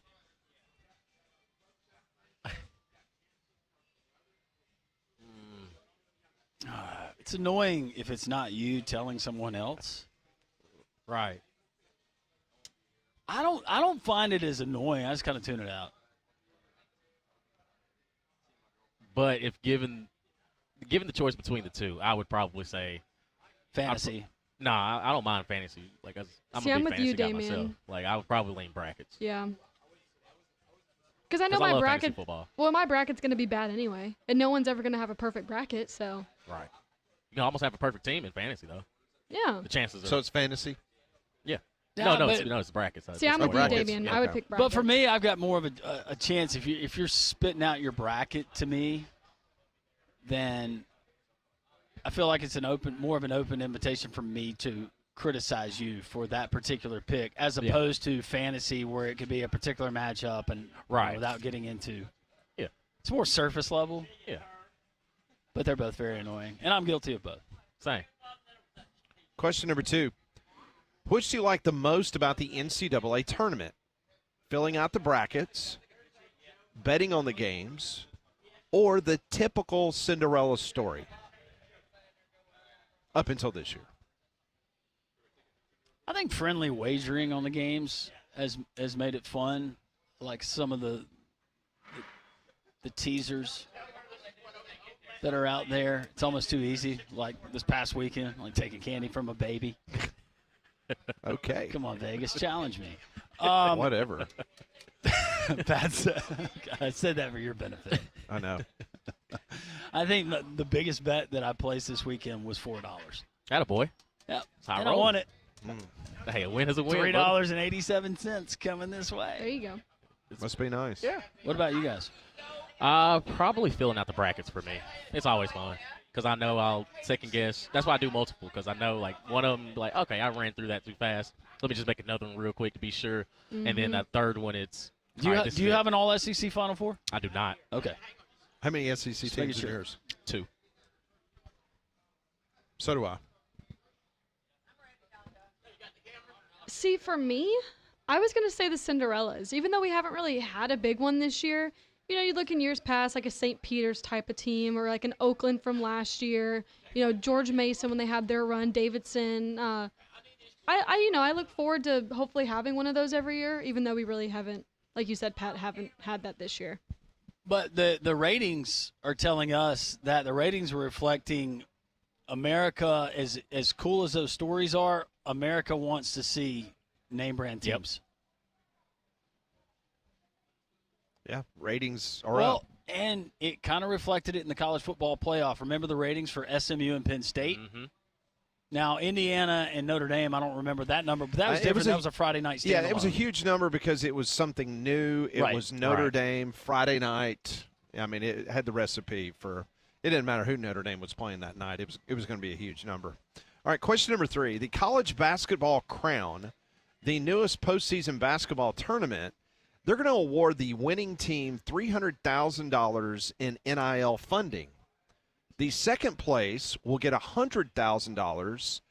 Do you think the NCAA tournament will ultimately offer direct money to players in the next 3 years? Man, I think it's going to happen. I don't know if it's going to happen that soon, but it's inevitable because you have all these other rival tournaments. And is there going to be someone who puts their money behind one of these other tournaments that tells the players, the teams, here's your incentive for playing in my tournament. Yep. Mm-hmm. My standalone tournament, we're going to give an astronomical number to every one of your however many scholarship guys. this to your NIL and incentivizing. I think bowl games, that's probably going to happen as well. We've already kind of started seeing it. Yeah. But unfortunately, Pat, I think that's going to happen. Yeah, I'm with you. I don't think it'll be that soon, but it's definitely on the horizon. It's coming. I agree. Probably not in the next 3 years, but it's inevitable. Hey, how about that? If Nebraska wins the tournament, I know. then their players will get $300,000. Okay. Go Big I Red. thought you were going to say an actual crown. Well, they'll probably get that too. I'm about to say, yeah, they might. Like real jewels. Yeah. Question number 4. The Angels have banned cell phones in the clubhouse. A rural Angels manager, Ron Washington, said last week that he hopes to allow the team to focus more on baseball. Now, Washington had the same rule when he was at Texas, and he fined players $500 if you got caught with your cell phone in the locker room. So the Angels last year won 69 games. How many more wins do you think they will get this year because of the ban? First of all, Wash, I love that guy. I wish he was still with the Braves. But if you've never heard him mic'd up or having players recount how he talks to them, like he is a player's coach, but he keeps it real. I could totally hear him saying, if you would stay off that expletive phone, you'd be hitting a lot better. Yeah. Or why don't you care more about your swing than you do that Instagram post? Yep. How many more wins for the Angels? Oh, Mike Trout, it's inevitable he's going to go down with a season-ending injury. Dang. It's already predicting it. Speaking into existence, Yeah, man. by the way, I did draft him on my fantasy team. You do fantasy baseball? I did this He year. does it all, Just man. don't. He gambles. He does fantasy. It's with guys at my he plays church. pickleball. He does it all. Who are you? It's a way to immerse myself in godly community. Got you. Pat, can you repeat the number? Would they have 63? That's 69. 69. Okay. Ah, Damien's favorite number 69. 69 Oh, from his Mets fandom. Yes. Sure. Mason Mets. Yeah, Mason Mets. 69. You know what, Pat? I think 83 is the number. Are you kidding me? 83. 14 more games Yeah. because he banned cell phones? You ever see Angels in the Outfield? oh, I love that movie. Yeah, Danny Glover. Danny He's great Glover. in it. Yeah. Yes. Ron Washington. Christopher Danny Glover. Lloyd? Same person. Huh? Kind of typecasting there, aren't you there, D? No. No. Damien. Damien. Well, I would never. Damien. DEI Damien over Yeah, here. seriously. I think they go from 69 to 71 wins. You get 2 more Get wins. 2 more out of. Hey, you know what? It's an improvement. I know. If Danny Glover was white, how many wins? 63. Come on, Damien. Come on. This guy. 63. I was going to say probably about 58. Something like that. He'll be fired mid-season. Don't even make it out of spring training. No. Ah. Hey, if you want to Oh, go my down, gosh. if you want to go down a rabbit hole, Oh, boy. the 2011 World Series, there was audio that had been recorded at Busch Stadium because if you remember, Game 6 was the incredible David Freeze home run. Yeah. Mm-hmm. The Rangers should have won the game. Forced to Game 7. The Cardinals won Game 7, won the World Series. Right. Well, before Game 7, there was audio that leaked out of Ron Washington of him in the locker room with his players. I can imagine. Earmuffs. It's worth a listen. It's pretty. You think Pretty Kirby amazing. getting his team? Oh yeah, you thought some of that leaked audio of Kirby at practice? No, yeah. You know, leading up to the big I can games. imagine Ron. And, you've and Wash, heard it's nothing. like seamless. Yeah. Oh, it's just every word. He just ain't missing. boom, boom, boom. And it's to the point that you wonder, like when he's doing a press conference, how difficult it is for him To calm it down. not to use those words. You know what I'm saying? I'm with it. That's old school coaching, though. I've always liked that. All right, fifth and final question today. The Birmingham Zoo has received a female orphaned cougar kitten from Montana. They got it back in February. Bring him home. Now, the cub doesn't have a name yet, and the Birmingham Zoo is asking for the public's help. A minimum donation of $1 is required to cast your vote. Each $1 donation equates to 1 vote and will help provide food, care, and enrichment for the growing cub. So which of these three names that the Birmingham Zoo has narrowed down would you choose? Is it a female, you said? It is a female. Okay. Here are the name options. Sage. Sagebrush is a common shrub found in Montana where the cougar was born. Okay. Sierra. The Sierra Nevada mountain range is a location within a cougar's native range. Okay. And the final is juniper. The Rocky Mountain juniper is a plant within a cougar's native range. So sage, Sierra, juniper. No, I'm not asking you for stripper names. I'm asking you for the name of the cub at the Birmingham Zoo. Get creative, and everybody will remember this. Sage, that's the name of my sister-in-law and my brother-in-law, their dog. His name's Sage. I'm glad you were going to see your sister-in-law. I was going, uh-oh. I kind of stepped in it. Sierra, that is Russell Wilson's wife. Okay. That's what I was thinking, Damien. And a model of truck that you can get that's out there. That's true. And then what was the last one? Juniper. Juniper, no, not a big fan of that. Get creative, and I think everybody can have fun with it, and everybody will remember it. Madonna. Have everyone vote on the name Madonna. Cougar? Yes. Do it. All right, which one, Damien? Sage, Sierra, or Juniper? Out of those three, I'd go Sierra. Me too, For Damien. Russell Wilson's wife? Yeah. Because, if I Sierra were to her, she'd be a cougar. That is, yeah, kind of a cat. Cat. Yeah, that sounds like a cat name. Sierra. Like a big cat. Yeah. Did you say Sierra, Molly? I sure did. Also, for Sierra, Russell Wilson's wife. You like the Madonna idea, though, right? I did, yeah. That was creative. Yeah. Please welcome Madonna. And then a cougar pops out. Yeah, a cougar. Now on stage. Now, please welcome to the stage, to the main platform, Madonna, and then comes out and you've got one of her songs. It'd be great. Anyone in particular? Kids will love it. Kids will really love it. Parents, moms will love it as well. Oh yeah, moms sure they be would. up there doing their Vogue. Oh boy. Yeah. How many is that? Whoa. Hey, I'm not going to argue with him. No, I ain't going to argue with him. Look, you know what? I'm not going to criticize. Double fisting out here, man. Judging. Not at all. It's not Don's birthday. Live it up. Exactly. Live it up, buddy. Live it up. Live it up. Absolutely. All right, that's today's Pat Ponders, brought to you by Courtesy GMC in Trussville. Get by and see them off of exit 32 I-459 in Trussville. Online inventory, courtesybirmingham.com. We continue here on what has been a fantastic Taco Tuesday, live from Social Taco in the Square in Homewood. We are three-man front, Jocks 94.5.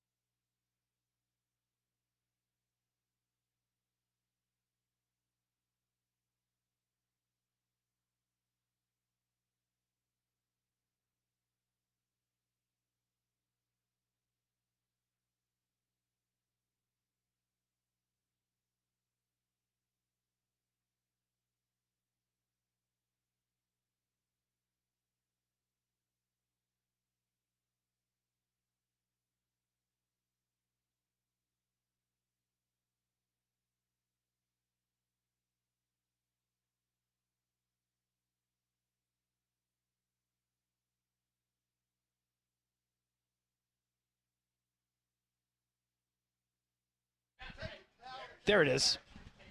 Is this the song you wanted played at the stripper dance or whatever it Not a was? stripper dance. No, it's for the cougar. It's for the female cougar cub that the Birmingham Zoo's taking votes on names. I think Madonna should have been one of the options, but instead we get Sage, Sierra, and Juniper. Juniper. Yeah, that is figure. disgusting. Juniper.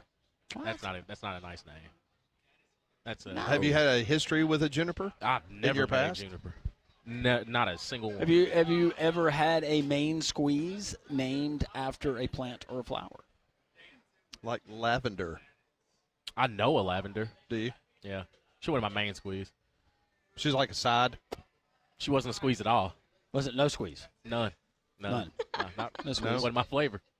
Wasn't my smell. Wasn't Wait a second. by- Wait, by- hold on a second. by Hold flavor. on. Hold on. Yeah, I'm just saying, she just wasn't my type. do you, What do was you it have about a type? it? Of course. You have a type? Yeah, absolutely. That's What, not what Pulse? I heard. No. Don told me the kind of people that you talked to down at Auburn was. No. My girlfriend is my type.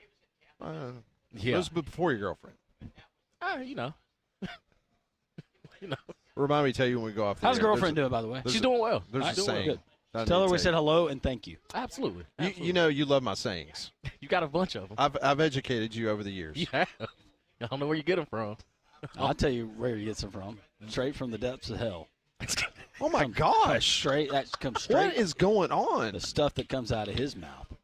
I don't know, man. You and your gambling habits. I thought it was Pat My one time. gambling habits, whatever. Now My you're out here $4 putting that I $4. wagered this weekend. Man, that's $4 whole. I didn't, You know, I didn't I've wager had $4. I have had and I am proud to say it now that we're almost to the tournament.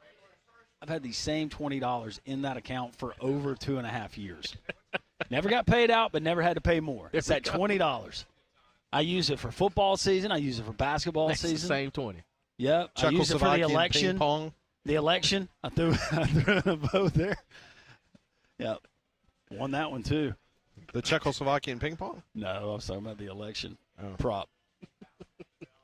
Got that one done. We appreciate our friends at Social Taco. Taylor and Dave, very, very busy today, but all of the guests that joined us and all of you joining us, we're here every Tuesday, 10 until 2, but also the half-off happy hour, 3 to 6 on the patio. Damien knows that this time of year, especially if you're somebody like, not like Damien because Damien has a girlfriend, but if you're someone who enjoys nice weather or maybe you are in the transfer portal. Just because I have a girlfriend doesn't mean I don't enjoy nice weather. I know, but if you're in the transfer portal, then the patio can be a really nice place in the square. It's a good spot. It's a good spot. And you'll probably see Damien out there. And he'll root you on. Good recruiting pitch. But also on the weekends, brunch, 10 to 2:30 on Saturday. And on Sunday, you get the bottomless tapas brunch. So we appreciate that as well. People texting in. And Jamie says, I would love to name one of my daughters Cougar.